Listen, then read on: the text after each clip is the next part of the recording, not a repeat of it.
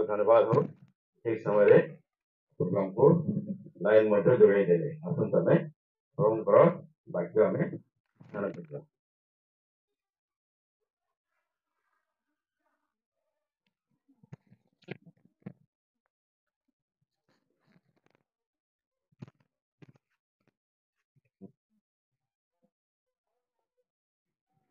आसन तमें प्रभुंकर वाक्य पढ़िया द्वितीय सामुएल 12 पर्व।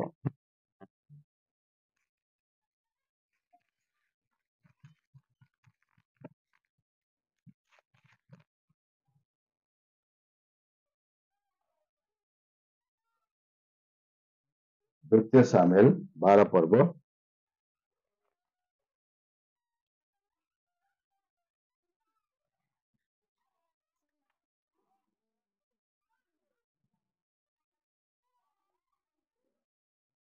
15 ରୁ ଆମେ ପଢିବା 24 ପଦ ପର୍ଯ୍ୟନ୍ତ। ଦ୍ୱିତୀୟ ସାମୁଏଲ 12 पर्व 15 ରୁ 24 ଆମେ बारी बारी पढ़िया। प्रथम पद मुझे पढ़ी, द्वितीय पद अपन समस्त मिसिक पढ़िए। तब नातान अपने घर चला गया और जो बच्चा यूरिया की पत्नी से दाऊद के द्वारा उत्पन्न था वह यहोवा का मारा बहुत रोगी हो गया।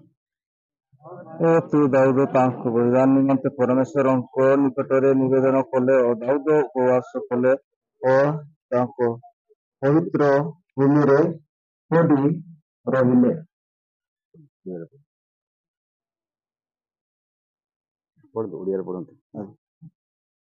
एतुतरे नातान अपना गृह को चली गले। अनंतर सदाप्रभु यूरियर बारजातारू जात दाऊदंकर पुत्र आघात करते से अत्यंत पीड़ित हैला।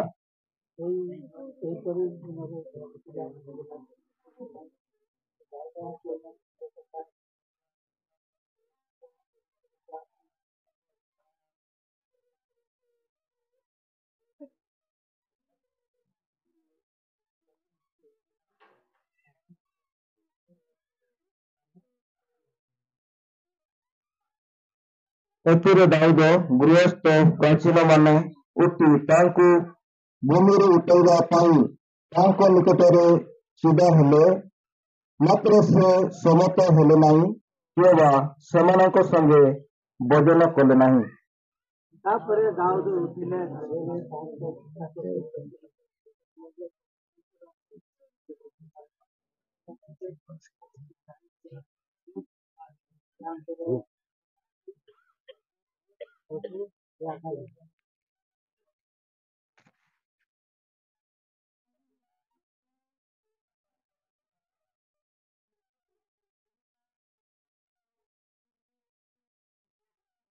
मात्र दाऊद अपना दास मानू परस्पर कुसुर पसर हेउतिबार देखी अनुमान कले जे बालक मरी अछंती। एणु दाऊद अपना दास मानू पचारिले बालक मलाणी कि? सेमाने कहिले मलाणी।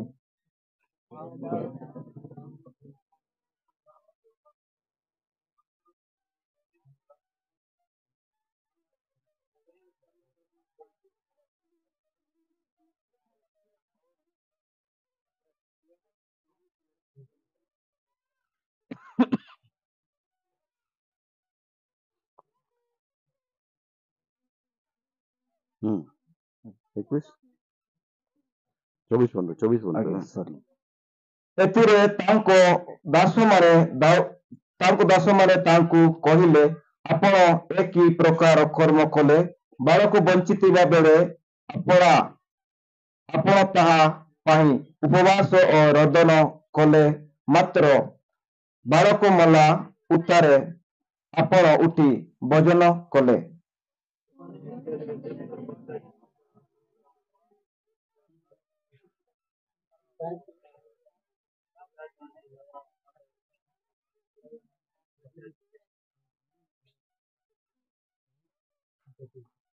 मात्र एबे तो से मला मु काहीकि उपवास करिबी, मु कि तांको फेराई आनी पारिबी ମୁଁ ତାହା ନିକଟକୁ ଯିବି, ମାତ୍ର ସେ ମୋ ନିକଟକୁ ଫେରି ଆସିବ ନାହିଁ। 24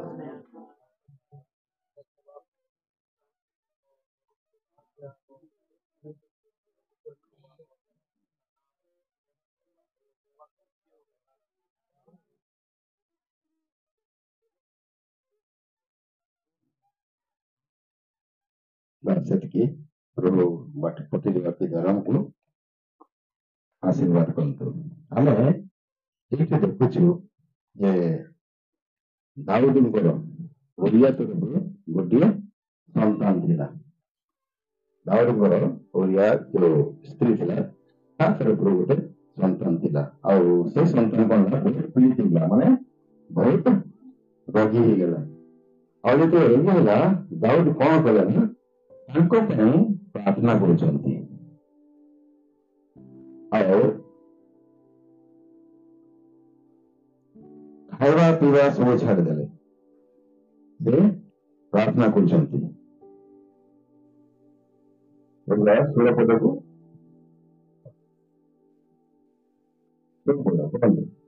ଏ ହେତୁ ଦାଉଦ ବାଳକ ନିମନ୍ତେ ପରମେଶ୍ୱରଙ୍କ ନିକଟରେ ନିବେଦନ କଲେ। ଆଉ ଦାଉଦ ଉପବାସ କଲେ ଓ ଭିତରେ ଯାଇ ରାତ୍ରି ଯାକ ଭୂମିରେ ପଡ଼ି ରହିଲେ। ହଁ, ରାତ୍ରି ଯାକ ଭୂମିରେ କଣ କଲେ, ପଡ଼ି ରହିଲେ, ଉପବାସ ସହିତ ପ୍ରାର୍ଥନା କଲେ ଯେ ତାଙ୍କର ପୁଅ କେମିତି ବଞ୍ଚିଯାଉ, କେମିତି ସୁସ୍ଥତା ଲାଭ କରୁ, ତାଙ୍କ ପାଇଁ ସେ ପ୍ରାର୍ଥନା କଲେ। ଆଉ 17 ପଦ ପଢିବା। 17 ପଦ। ଏଥିରେ ତାଙ୍କ ଗୃହସ୍ଥ ପ୍ରାଚୀନ ମାନେ ଉଠି ତାଙ୍କୁ ଭୂମିରୁ ଉଠାଇବା ପାଇଁ ତାଙ୍କ ନିକଟରେ ଛିଡ଼ା ହେଲେ, ମାତ୍ର ସେ ସମ୍ମତ ହେଲେ ନାହିଁ, କିମ୍ବା ସେମାନଙ୍କ ସଙ୍ଗେ ଭୋଜନ କଲେ ନାହିଁ। ଆଉ 18 ପଦ। ଏ ଉତ୍ତାରେ ସପ୍ତମ ଦିନରେ ବାଳକ ମଲା, ମାତ୍ର ବାଳକ ଯେ ମରିଅଛନ୍ତି ଏକଥା ଦାଉଦଙ୍କୁ ଜଣାଇବା ପାଇଁ ତାଙ୍କର ଦାସମାନେ ଭୟ କଲେ। କାରଣ ସେମାନେ କହିଲେ, ଦେଖ, ବାଳକ ବଞ୍ଚିଥିବା ବେଳେ ଆମ୍ଭେମାନେ ବହୁତ କହିଲେ ହେଁ ସେ ଆମମାନଙ୍କ ରବ ଶୁଣିଲେ ନାହିଁ। ଏବେ ବାଳକ ମରିଅଛି, ଏ କଥା ତାଙ୍କୁ ଜଣାଇଲେ ସେ ଆପଣାର କିଛି ଅନିଷ୍ଟ ନ କରିବେ। ଆମେ ଏଠି ଦେଖୁଛୁ ଦାଉଦ ତା ପୁଅ ପାଇଁ ଉପବାସ ସହିତ ପ୍ରାର୍ଥନା କରୁଛି। ଆମେ ବି ଆମ ଘରେ କିଏ ରୋଗରେ ପଡିଗଲେ, କିଏ ଦୁଃଖରେ ଥିଲେ କଣ କରିଥାଉ, ପ୍ରାର୍ଥନା କରିଥାଉ, ନାଇଁ? ବହୁତ ଦୁଃଖ ସହିତ ନ ଖାଇ ନ ପିଇ ଦାଉଦ ତାଙ୍କ ପାଇଁ ପ୍ରାର୍ଥନା କରୁଛନ୍ତି ଯେ ଛୁଆଟା କେମିତି ବଞ୍ଚିଯାଉ, ଛୁଆଟା କେମିତି କଣ ହେଇଯାଉ, ସୁସ୍ଥ ହେଇଯାଉ, ନାଇଁ କି? କିନ୍ତୁ ସୁସ୍ଥ ହେଲା କି ନାଇଁ? କଣ ଆମେ କଣ ଦେଖୁଛୁ, ଆମେ 18 ପଦରେ 7 ଦିନ ପରେ କଣ ଛୁଆଟା ମରିଗଲା। 7 ଦିନ ପରେ ସେଇ ତାର ପୁଅ ମରିଯାଇଛନ୍ତି। ଆଉ ଯେତେବେଳେ ଛୁଆଟା ମରିଗଲା, ଲୋକମାନେ ଦାଉଦକୁ ଏଇ କଥା ଜଣେଇବା ପାଇଁ ମାନେ ଦୌଡୁଛନ୍ତି, କହୁଛନ୍ତି ଦାଉଦ ରାଜା ତା ଛୁଆ ପାଇଁ ନ ଖାଇ ନ ପିଇ ସେ ପ୍ରାର୍ଥନା କରୁଛନ୍ତି। ଯଦି ଆମେ କହିଦେବା ଯେ ଛୁଆଟା ମରିଗଲା, ତାହେଲେ କଣ ହବ? ସେ ଦାଉଦ ରାଜା ଦୁଃଖରେ କଣ ହବ? ଭାଙ୍ଗିଯିବ, ଦୁଃଖରେ ଭାଙ୍ଗିଯିବ। ସେଥିପାଇଁ କେମିତି କହିବା, କଣ କହିବା, ସେମାନେ ବୁଝିପାରୁନାହାନ୍ତି। କୋଉମାନେ? ତାଙ୍କର ଦାସ ଦାସୀ ମାନେ, ତାଙ୍କର କର୍ମଚାରୀ ମାନେ କେମିତି କରିବା, ସେମାନେ କିଛି ବୁଝି ପାରୁନାହାନ୍ତି। ତାଙ୍କ ଭିତରେ ଫସର କଥା ହଉଛନ୍ତି, ହୁଏ ନା ଏମିତି? ନାଇଁ, କୌଣସି ଘଟଣା ଯଦି ତାକୁ ଯିଏ ଭଲ ପାଏ, ଯଦି ମରିଯାଇଥିବ, ଆଉ କେମିତି ତାଙ୍କୁ ଜଣେଇବା, ନିଜ ଭିତରେ ଆମେ ଆଲୋଚନା କରିବୁ ନାହିଁ, କେମିତି କହିବା? ମୁଁ କହିଦେଲେ ତ ବହୁତ ବର୍ତ୍ତମାନ ସେ କଣ ହବ, ଭାଙ୍ଗି ପଡିବ, କେମିତି କହିବା, କଣ କରିବା? ଯଦି ବାହାରକୁ ଯାଇଥିଲେ ମଧ୍ୟ କେମିତି ତାଙ୍କୁ ଫୋନରେ ଜଣେଇବା, ନାଇଁ? ଆଉ ନାଇଁ ସେ ଆସନ୍ତୁ ଏଇଠି ତାଙ୍କୁ ଜଣେଇବା, ଏମିତି ଆମେ କହିଥାଉ। ଜଣେଇବା ପାଇଁ ଆମେ ଟିକେ ଆଗ ପଛ ହୋଇଥାଉ, ନାଇଁ କି? ସେମିତି ତାଙ୍କର କର୍ମଚାରୀ ମାନେ ମଧ୍ୟ ଜଣେଇବା ପାଇଁ ମାନେ ଚିନ୍ତା କରିଥିଲେ କଣ କରିବେ। ଆଉ ସେଇ ସମୟରେ ଦାଉଦ ରାଜା ଦେଖିଲେ ଯେ ତାଙ୍କ ଭିତରେ କଣ ଫସର ଫସର କଥା ହଉଛନ୍ତି। ପଚାରିଲେ କଣ ହେଲା ବୋଲିକି, କଣ ଶିଶୁଟି କଣ ମରିଗଲା କି? ନିଜେ କହୁଛନ୍ତି କଣ କହୁଛନ୍ତି, ନିଜେ କହୁଛନ୍ତି କଣ ପିଲାଟା କଣ ମରିଗଲା କି? ସେମାନେ କଣ କହିଲେ, କଣ କହିଲେ ସେମାନେ? ହଁ, ମରିଗଲେ। ଯେତେବେଳେ ମରିଗଲେ କହିଲେ ଦାଉଦ ରାଜା କଣ କଲା, ସେଇଠି ସେ ଉଠି ପଡିଲା। ନାଇଁ କି ପଢିବା ଆମେ 19 ପଦ ଆଉ 20 ପଦ। ମାତ୍ର ଦାଉଦ ଆପଣା ଦାସମାନଙ୍କୁ ପରସ୍ପର ଫୁସଫୁସ ହେଉଥିବାର ଦେଖି ଅନୁମାନ କଲେ ଯେ ବାଳକ ମରିଅଛି। ହଁ, ଅନୁମାନ କଲେ, ତାଙ୍କର କଥାବାର୍ତ୍ତା ତାଙ୍କର ସେ ଇଏ ଦେଖିକି ଅନୁମାନ କଲେ ଯେ କଣ ଅଛି, ଶିଶୁଟି କଣ ଅଛି, ମରିଯାଇଛି। ଆଉ କଣ କହିଲେ, ତେଣୁ ଦାଉଦ ଆପଣା ଦାସମାନଙ୍କୁ ପଚାରିଲେ, ବାଳକ ମଲାଣି କି? ହଁ, ବାଳକ ମଲାଣି କି? ସେମାନେ କଣ ଉତ୍ତର ଦେଲେ, ସେମାନେ କହିଲେ ମଲାଣି। ସେମାନେ କଣ କହିଲେ, ମରିଗଲା କହିଲେ। ହୁଏତ ଆମର କମିଶନ ଭାଇ ବି ତାଙ୍କର ମା ପାଇଁ କେତେ ତାଙ୍କର ଇଲାଜ କରିଥିବେ, ଆଉ ତାଙ୍କ ସେବା ଶୁଶ୍ରୂଷା କରିଥିବେ, କିନ୍ତୁ ସଡନଲି ସେ ତ ଯାଇଛନ୍ତି କୋଉଠିକି, ଭୁବନେଶ୍ୱର ଯାଇଛନ୍ତି, ନାଇଁ କି? ଆଉ ସେଇ ସମୟରେ ସକାଳୁ ତାଙ୍କୁ ଖବର ମିଳିଲା ଯେ ତୋର ମା ନାହାନ୍ତି। ସେ ସେଇଠି କଣ ଚିନ୍ତା କରୁଥିଲେ, ଆରେ ମତେ ଭଲ ଦେଖି ଆସିଥିଲି, ଆଉ କଣ ଏମିତି ଖବର ଆସିଗଲା। ସେଇଠୁ ସବୁ କାମ ଛାଡିକି ଭୁବନେଶ୍ୱରରୁ ଫେରିଲେ, ନାଇଁ କି? ଆସୁ ଆସୁ ତାଙ୍କୁ ଏଠି ଡେରି ହେଲା। ତାପରେ ଆସିଲା ପରେ ତାଙ୍କର ମାଟି କାଟି ସବୁ ଦିଆ ହେଲା। ଏଇ ସବୁ ପରିସ୍ଥିତି ଦାଉଦ ଏବେ କଣ କରୁଛନ୍ତି ଆମେ ଦେଖିବା, 20 ପଦକୁ ପଢିବା। ଏଥିରେ ଦାଉଦ ଭୂମିରୁ ଉଠି ସ୍ନାନ କଲା, ମର୍ଦ୍ଦନ ଓ ବସ୍ତ୍ର ପରିବର୍ତ୍ତନ କରି ସଦାପ୍ରଭୁଙ୍କ ଗୃହକୁ ଯାଇ ପ୍ରଣାମ କଲେ। ତହିଁ ଉତ୍ତାରୁ ସେ ଆପଣା ଗୃହକୁ ଆସି ଆଜ୍ଞା ଦିଅନ୍ତେ ଲୋକମାନେ ତାଙ୍କ ସମ୍ମୁଖରେ ଖାଦ୍ୟଦ୍ରବ୍ୟ ରଖିଲେ, ତହୁ ସେ ଭୋଜନ କଲେ। ହଁ, ଯେତେବେଳେ ଜାଣିଲା ଯେ ଛୁଆଟି ଆଉ ନାହିଁ, ମରିଯାଇଛି, ସେ ଉଠି ପଡିଲେ, ଗଦାବୁଡ଼ା କଲେ, ଡ୍ରେସ ପିନ୍ଧିଲେ, ଆଉ ସେ କଣ କଲେ, ମତେ ଖାଇବାକୁ ଦିଅ, ଆଉ ତାକୁ କଣ ଖାଇବା ମଧ୍ୟ ଦେଲେ। ଏ ସବୁ ଘଟଣା ଦେଖିକି ଲୋକମାନେ ଆଶ୍ଚର୍ଯ୍ୟ ହେଲେ, କଣ ଦାଉଦ ଏମିତି, ଛୁଆଟା ଯେତେବେଳେ ବଞ୍ଚିଥିଲା କେତେ ଦୁଃଖ କରୁଥିଲା, କେତେ ଉପାସ ସହିତ ପ୍ରାର୍ଥନା କରୁଥିଲା, ଆଉ ଛୁଆଟା ମରିଗଲା ବୋଲି କଣ କରୁଛି, ସିଧା ଉଠିକି ସିଧା ଗାଧୋଇ ପଡୁଛି, ବସ୍ତ୍ର ପିନ୍ଧିକି ଗୋଟେ କଣ କରୁଛି, ଆମେ କଣ କରିଥାଉ, ଇଏ ମରିଗଲେ କଣ କରିଥାଉ ଆମେ, କେତେ କନ୍ଦା କେନ୍ଦ୍ର ବାବା ନାଇଁ କି, ଚାଲିଗଲେ, ଆମକୁ ଛାଡିକି ଚାଲିଗଲେ, କେତେ ଆମେ ନାଇଁ କି କନ୍ଦା ହୁଏନି ନା ଖୁସି ହୁଅନ୍ତି? କିଏ ମରିଗଲେ ଖୁସି ହୁଅନ୍ତି ନା କାନ୍ଦନ୍ତି? ତ ଦାଉଦ କଣ କରିଥାଉ, ଓଲଟା ଉଠି ପଡିଲେ, ଗାଧୋଇ ପଡିଲେ, ଡ୍ରେସ ପିନ୍ଧିଲେ, ମତେ ଖାଇବାକୁ ଦିଅ କହୁଛନ୍ତି, ତାକୁ ଖାଇବାକୁ ଦେଲେ। ସେଇଠୁ ଏଇ ଘଟଣା ଦେଖିକିରି ଲୋକମାନେ ଆଶ୍ଚର୍ଯ୍ୟ ହେଇଗଲେ, ଆଉ ତାଙ୍କୁ ପଚାରୁଛନ୍ତି। ପଢିବା ଆମେ 21 ପଦ। ଏଥିରେ ତାଙ୍କର ଦାସମାନେ ତାଙ୍କୁ କହିଲେ, ଆପଣ ଏ କି ପ୍ରକାର କର୍ମ କଲେ? ବାଳକ ବଞ୍ଚିଥିବା ବେଳେ ଆପଣ ତା ପାଇଁ ଉପବାସ ଓ ରୋଦନ କଲେ, ମାତ୍ର ବାଳକ ମଲା ଉତ୍ତାରେ ଆପଣ ଉଠି ଭୋଜନ କଲେ। ଯେପର୍ଯ୍ୟନ୍ତ ଛୁଆଟି ବଞ୍ଚିଥିଲା ତମେ କଣ କରୁଥିଲ?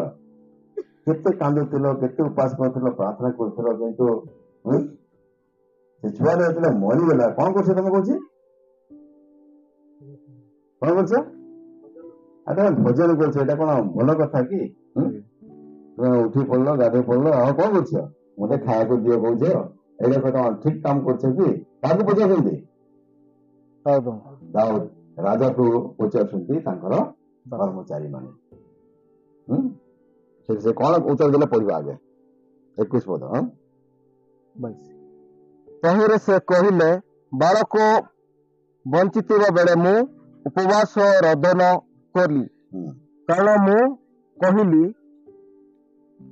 କେଜାଣି ସଦାପ୍ରଭୁ ମୋ ପ୍ରତି କୃପା କଲେ ମୋହର ବାଳକଟି ବଞ୍ଚି ପାରିବ। ହଁ, ଦାଉଦ ତାଙ୍କୁ କହୁଛନ୍ତି ଯେ ଯେତେବେଳେ ଛୁଆଟି ବଞ୍ଚିଥିଲା ଆଉ ରୋଗରେ ପଡୁଥିଲା, ମୁଁ ଏଇ ଆଶାରେ ପ୍ରାର୍ଥନା କରୁଥିଲି, ରୋଦନ କରୁଥିଲି, ଉପାସ କରୁଥିଲି ଯେ କାଳେ ପରମେଶ୍ୱର ମୋ ପ୍ରାର୍ଥନା ଶୁଣିକି ଛୁଆ ଟିକେ କଣ କଲେ ବଞ୍ଚେଇ ଦେବେ। ସେଇଥିପାଇଁ ମୁଁ ପ୍ରାର୍ଥନା କରୁଥିଲି, ସେଇଥିପାଇଁ ମୁଁ ଉପାସ କରୁଥିଲି ହେଲା।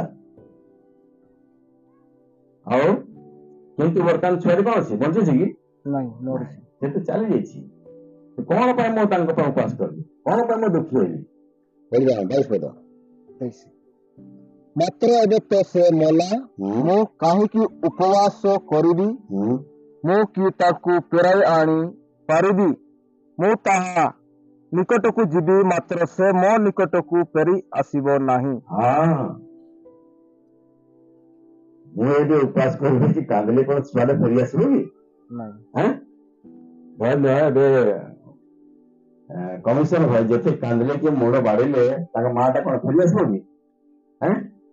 ଫେରି ଆସିବ? ସେଇ କଥା ଦାଉଦ କହୁଛନ୍ତି। ଆରେ ଛୁଆଟା ତ ରୋଗୀ ଥିଲା, ସେତେବେଳେ ମୁଁ ପ୍ରାର୍ଥନା କରୁଥିଲି, ଉପାସ କରୁଥିଲି, କାନ୍ଦୁଥିଲି, ପ୍ରଭୁକୁ ଡାକୁଥିଲି, ପ୍ରଭୁ ମୋର ଛୁଆକୁ ତମେ ବଞ୍ଚେଇ ଦିଅ, ତାକୁ ସୁସ୍ଥ କରିଦିଅ। କିନ୍ତୁ ସେ ତ ଚାଲିଗଲା, ସେ ତ ମରିଗଲା। ଏବେ କାହିଁକି ମୁଁ କାନ୍ଦିବି, କାହିଁକି ମୁଁ ପ୍ରଭୁଙ୍କୁ ପ୍ରାର୍ଥନା କରିବି ମୋ ଛୁଆଟାକୁ ବଞ୍ଚେଇ ଦିଅ, କାହିଁକି ମୁଁ ଉପାସ କରିବି? ସେ ତ ଚାଲିଗଲା। ଆଉ ଏବେ କଣ ମୋର ପ୍ରାର୍ଥନା କଲେ କି ମୋର ଉପାସ କଲେ କି କାନ୍ଦିଲେ ଛୁଆଟାକୁ କଣ ଆମେ ଫେରେଇ ଆଣି ପାରିବି କି? ପାରିବେ କି? ନାହିଁ।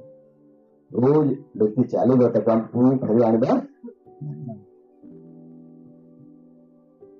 ସାଧାରଣତଃ ଲୋକମାନେ ମରିଗଲା ପରେ ତାଙ୍କ ପାଇଁ କଣ କରୁଥିଲେ, ଆଗରେ ଶୋକ କରୁଥିଲେ, ନାଇଁ କି? ଦୁଃଖ ପ୍ରକାଶ କରୁଥିଲେ, ତା ପାଇଁ ଶୋକ କରୁଥିଲେ। ଏଠି ଗୋଟେ ପଦ ପଢିବା ଆମେ, ପ୍ରଥମ ସାମୁଏଲ ଆଉ 31 ପଦ। ପ୍ରଥମ ସାମୁଏଲ 31 ପର୍ବ ଆଉ ପଢିବା ଆମେ 13 ପଦକୁ। ପ୍ରଥମ ସାମୁଏଲ 31 ର 13 ପଦ। 31 ପଢନ୍ତୁ, ପାଟିକୁ ଜୋରସେ ପଢନ୍ତୁ।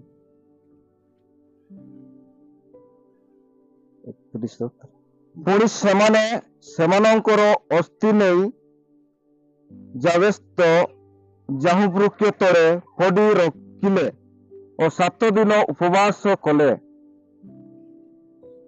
7 ଦିନ କଣ କଲେ? ଉପବାସ କଲେ। ଆଉ ପୁରା ପଢିବା ପାଇଁ ମୁଁ କହିଲି ନାହିଁ, କାହିଁକିନା ଏତେ ଗୁଡା ପଢିଲା ବେଳକୁ ସମୟ ବହୁତ ହେଇଯିବ। ଏଠି କାହା ପାଇଁ ଉପାସ କଲେ?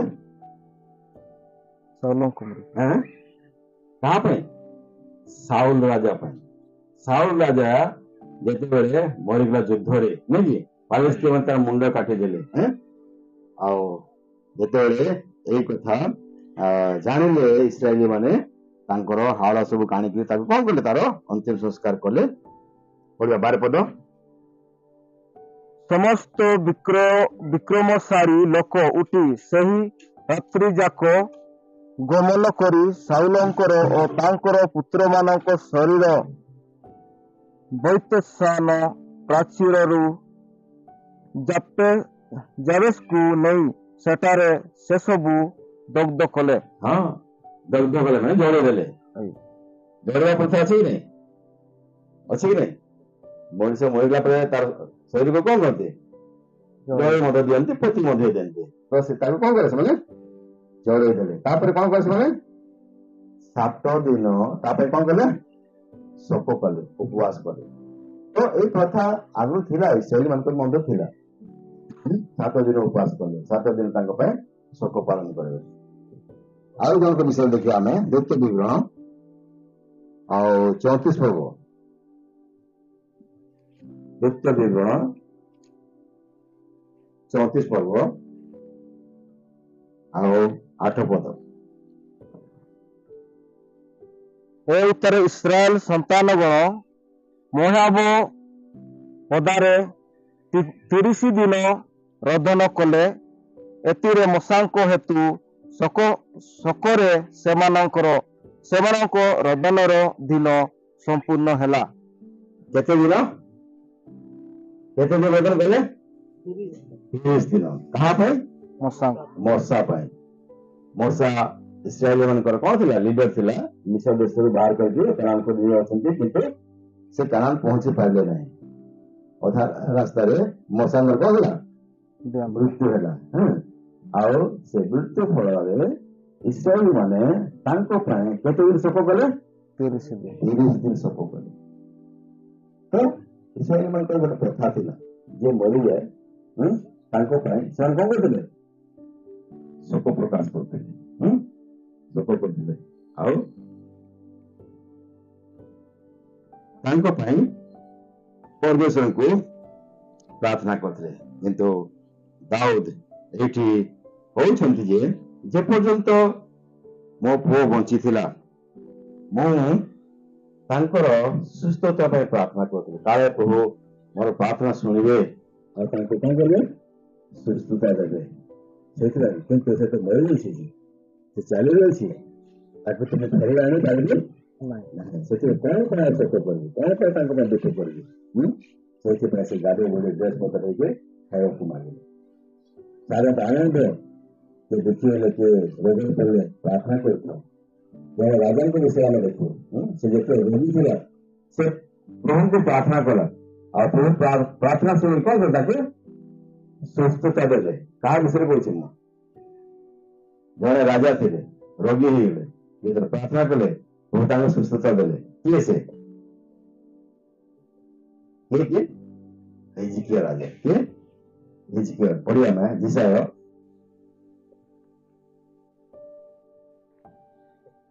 38 ପର୍ବ 1 ପଦରୁ ପଢିବା। ଜିସାୟ 38 ର 1 ପଦରୁ ପଢିବା।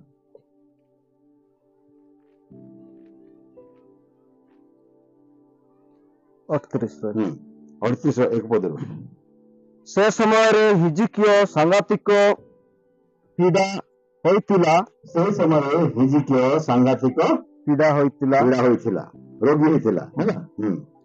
ତହିଁରେ ଆମୋସଙ୍କ ପୁତ୍ର ଯେଶାୟା ଭବିଷ୍ୟତ ବକ୍ତା ତାହା ନିକଟକୁ ଆସି କହିଲେ, ସଦାପ୍ରଭୁ ଏହି କଥା କହନ୍ତି, ତୁମ୍ଭେ ଆପଣା ଗୃହ ବିଷୟ ସଜାଡ, କାରଣ ତୁମ୍ଭେ ମରିବ, ବଞ୍ଚିବ ନାହିଁ। ହଁ, ଜିସାୟ ଭବିଷ୍ୟତ ତାଙ୍କ ପାଖରେ ଆସି କହୁଛନ୍ତି, ଦେଖ ତମେ ତ ରୋଗୀ ହେଇଛ, କଣ ହବ? ତୁମେ ମରିବ, ନିଶ୍ଚୟ ମରିବ, ବଞ୍ଚି ପାରିବ ନାହିଁ। କାହିଁକି?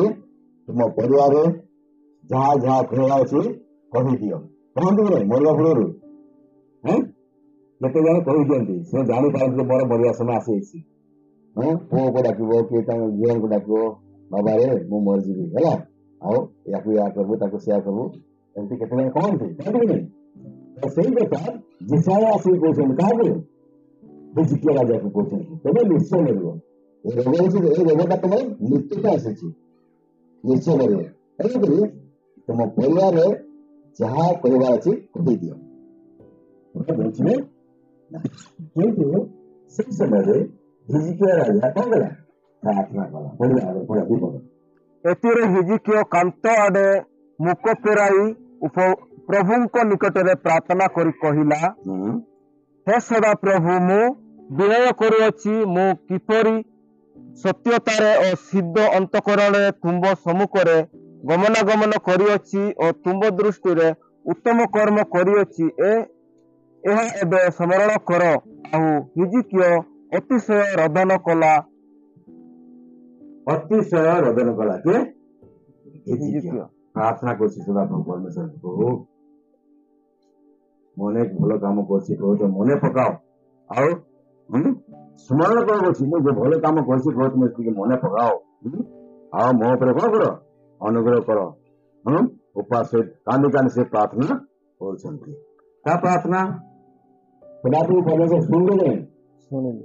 ପଢିବା 4 ପଦରେ। ସେତେବେଳେ ଯେଶାୟାଙ୍କ ନିକଟରେ ସଦାପ୍ରଭୁଙ୍କର ବାକ୍ୟ ଉପସ୍ଥିତ ହେଲା, ତୁମ୍ଭେ ଯାଇ ହିଜକିୟଙ୍କୁ କୁହ, ସଦାପ୍ରଭୁ ତୁମ୍ଭ ପୂର୍ବ ପୁରୁଷ ଦାଉଦଙ୍କ ପରମେଶ୍ୱର ଏହି କଥା କହନ୍ତି, ଆମ୍ଭେ ତୁମ ପ୍ରାର୍ଥନା ଶୁଣିଅଛୁ, ତୁମ୍ଭ ଲୋତକ ଦେଖିଅଛୁ, ଦେଖ ଆମ୍ଭେ ତୁମ୍ଭର ଆୟୁ 15 ବର୍ଷ ବୃଦ୍ଧି କରିବା। 15 ବର୍ଷ ବୃଦ୍ଧି କରିବେ। ଜିସାୟକୁ ପୁନର୍ବାର ପଠେଇଲେ ସଦାପ୍ରଭୁ ପରମେଶ୍ୱର, ଯାଇକି ହିଜକିୟା ରାଜାଙ୍କୁ କୁହ, ତମର ପ୍ରାର୍ଥନା କଣ ଅଛି? ଗ୍ରହଣ ଯୋଗ୍ୟ ହେଇଛି। ଆଉ ତମର ଆୟୁକୁ ପରମେଶ୍ୱର କଣ କରିଛନ୍ତି? ବଢେଇଛନ୍ତି। 15 ବର୍ଷ ବଢେଇ ଦେଇଛନ୍ତି। ଖୁସିର ବିଷୟ ନା ଦୁଃଖର ବିଷୟ? ଖୁସିର ବିଷୟ। କାହା ପାଇଁ? ହିଜକିୟା ରାଜାଙ୍କ ବିଷୟରେ ସେ ପ୍ରାର୍ଥନା କଲେ ପରମେଶ୍ୱର ତାଙ୍କର ବୟସକୁ 15 ବର୍ଷ ବଢେଇছে। ଯୋଉ ପରମେଶ୍ୱର ଯୋଉ ସଦାପ୍ରଭୁ ପରମେଶ୍ୱର କହିଥିଲେ ତମେ ନିଶ୍ଚୟ ମରିବ, ସେଇ ସଦାପ୍ରଭୁ ପରମେଶ୍ୱର ଇସାୟାକୁ ପୁନର୍ବାର କହୁଛନ୍ତି ତୁମେ ଯାଇକି ହିଜକିୟା ରାଜାକୁ କୁହ ଯେ ତମର ଆୟୁ ପୁନର୍ବାର କଣ ହେଲା? ବଢି ଯାଇଛି। ହଁ, 15 ବର୍ଷ ବଢିଗଲା। 15 ବର୍ଷ ଆହୁରି ତୁମେ ବଞ୍ଚିବ। ଆଉ ଯେତେବେଳେ ହିଜକିୟା ଆସିକି ଇସାୟା ଆସିକି ତାକୁ କହୁଛନ୍ତି ରାଜାଙ୍କୁ, ପ୍ରଭୁଙ୍କୁ ସେ କଣ କଲେ? ଧନ୍ୟବାଦ କଲେ। ସେଇ ଆଶାରେ ଦାଉଦ, ସେଇପରି ଆଶାରେ ଦାଉଦ ମଧ୍ୟ ସେ ପିଲାଙ୍କ ପାଇଁ ପ୍ରାର୍ଥନା କରୁଥିଲେ। କାଳେ ପରମେଶ୍ୱର ଏଇ ଶିଶୁଟିକୁ କଣ କରିବେ? ବଞ୍ଚେଇ ଦେବେ, ସୁସ୍ଥତା ଦେବେ, ନୁହେଁ କି? କିନ୍ତୁ ଯେତେବେଳେ ସେଇ ଶିଶୁଟି କଣ ହେଲା? ମରିଗଲା। ସେ କଣ କଲା? ଯାଇକରି ଉଠି ପାରିଲା, ଗାଧେଇଲା, ଡ୍ରେସ ପତ୍ର ପିନ୍ଧିଲା, ଆଉ କହୁଛି ମତେ ଖାଇବାକୁ ଦିଅ। ଆଉ ଯେତେବେଳେ ଖାଇବାକୁ ମାଗୁଛନ୍ତି ତାଙ୍କ ପଚାରୁଛନ୍ତି ତାଙ୍କ କର୍ମଚାରୀ, କଣ ରାଜା ତମେ ଏମିତି କଣ କଲ? ସେଠି ରାଜା କଥା କହୁଛନ୍ତି, ଦେଖ ଯେପର୍ଯ୍ୟନ୍ତ ସେ ବଞ୍ଚିଥିଲା ମୁଁ ତା ପାଇଁ ପ୍ରାର୍ଥନା କରୁଥିଲି, ସୁସ୍ଥ ପାଇଁ ପ୍ରାର୍ଥନା କରେ, ସେତେ ନାହିଁ, ସେତେ ଚାଲିଗଲା, ତାହେଲେ କାହିଁକି ମୁଁ ରୋଦନ କରିବି, କାହିଁକି ମୁଁ ପ୍ରାର୍ଥନା କରିବି? ଆଉ ସେଇଥିପାଇଁ ମୁଁ ତ ସେଠି ଚାଲିଯାଇଛି, ମୁଁ ତ ତାକୁ ଆଣିପାରିବି ନାହିଁ। ସେଇଥିପାଇଁ ମୁଁ ଗାଧେଇ ବାଧେଇକି ଡ୍ରେସ ପିନ୍ଧିକିରି ବର୍ତ୍ତମାନ ମୁଁ ଖାଇବାକୁ ମାଗିଲି। ଲୋକମାନେ ଯେତେବେଳେ ମରିଯାଆନ୍ତି ସେଇ ସମୟ ଇସ୍ରାଏଲଙ୍କର ଗୋଟେ ପ୍ରଥା ଥିଲା। ପଢିବା ଆମେ ବ୍ୟବସ୍ଥା 21:1 ପଢିବା। ବ୍ୟବସ୍ଥା 21:1 ପଢିବା ଆମେ। ବ୍ୟବସ୍ଥା 21 ପର୍ବ 1 ପଢିବା।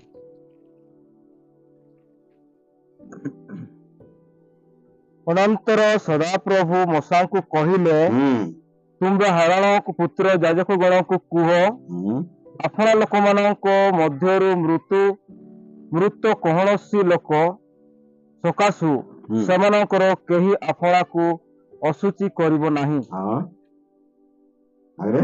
କେବଳ ଆପଣାର ନିକଟ ଜ୍ଞାତି ଅର୍ଥାତ୍ ଆପଣା ମାତା, ଆପଣା ପିତା ଓ ଆପଣା ପୁତ୍ର ଓ ଆପଣା କନ୍ୟା ଓ ଆପଣା ଭ୍ରାତା ନିମନ୍ତେ ଅଶୁଚି ହେବ। ପୁଣି ଯେଉଁ ନିକଟସ୍ଥ ଭଗ୍ନୀର ସ୍ୱାମୀ ହୋଇ ନାହିଁ, ଏପରି ଅବିବାହିତା ଭଗ୍ନୀ ସକାଶୁ ସେ ଆପଣାକୁ ଅଶୁଚି କରିପାରିବ। ସେ ଆପଣା ଲୋକମାନଙ୍କ ମଧ୍ୟରେ ସ୍ୱାମୀ ହେବାରୁ ଆପଣାକୁ ଅପବିତ୍ର କରିବା ପାଇଁ ଅଶୁଚି ହେବ ନାହିଁ।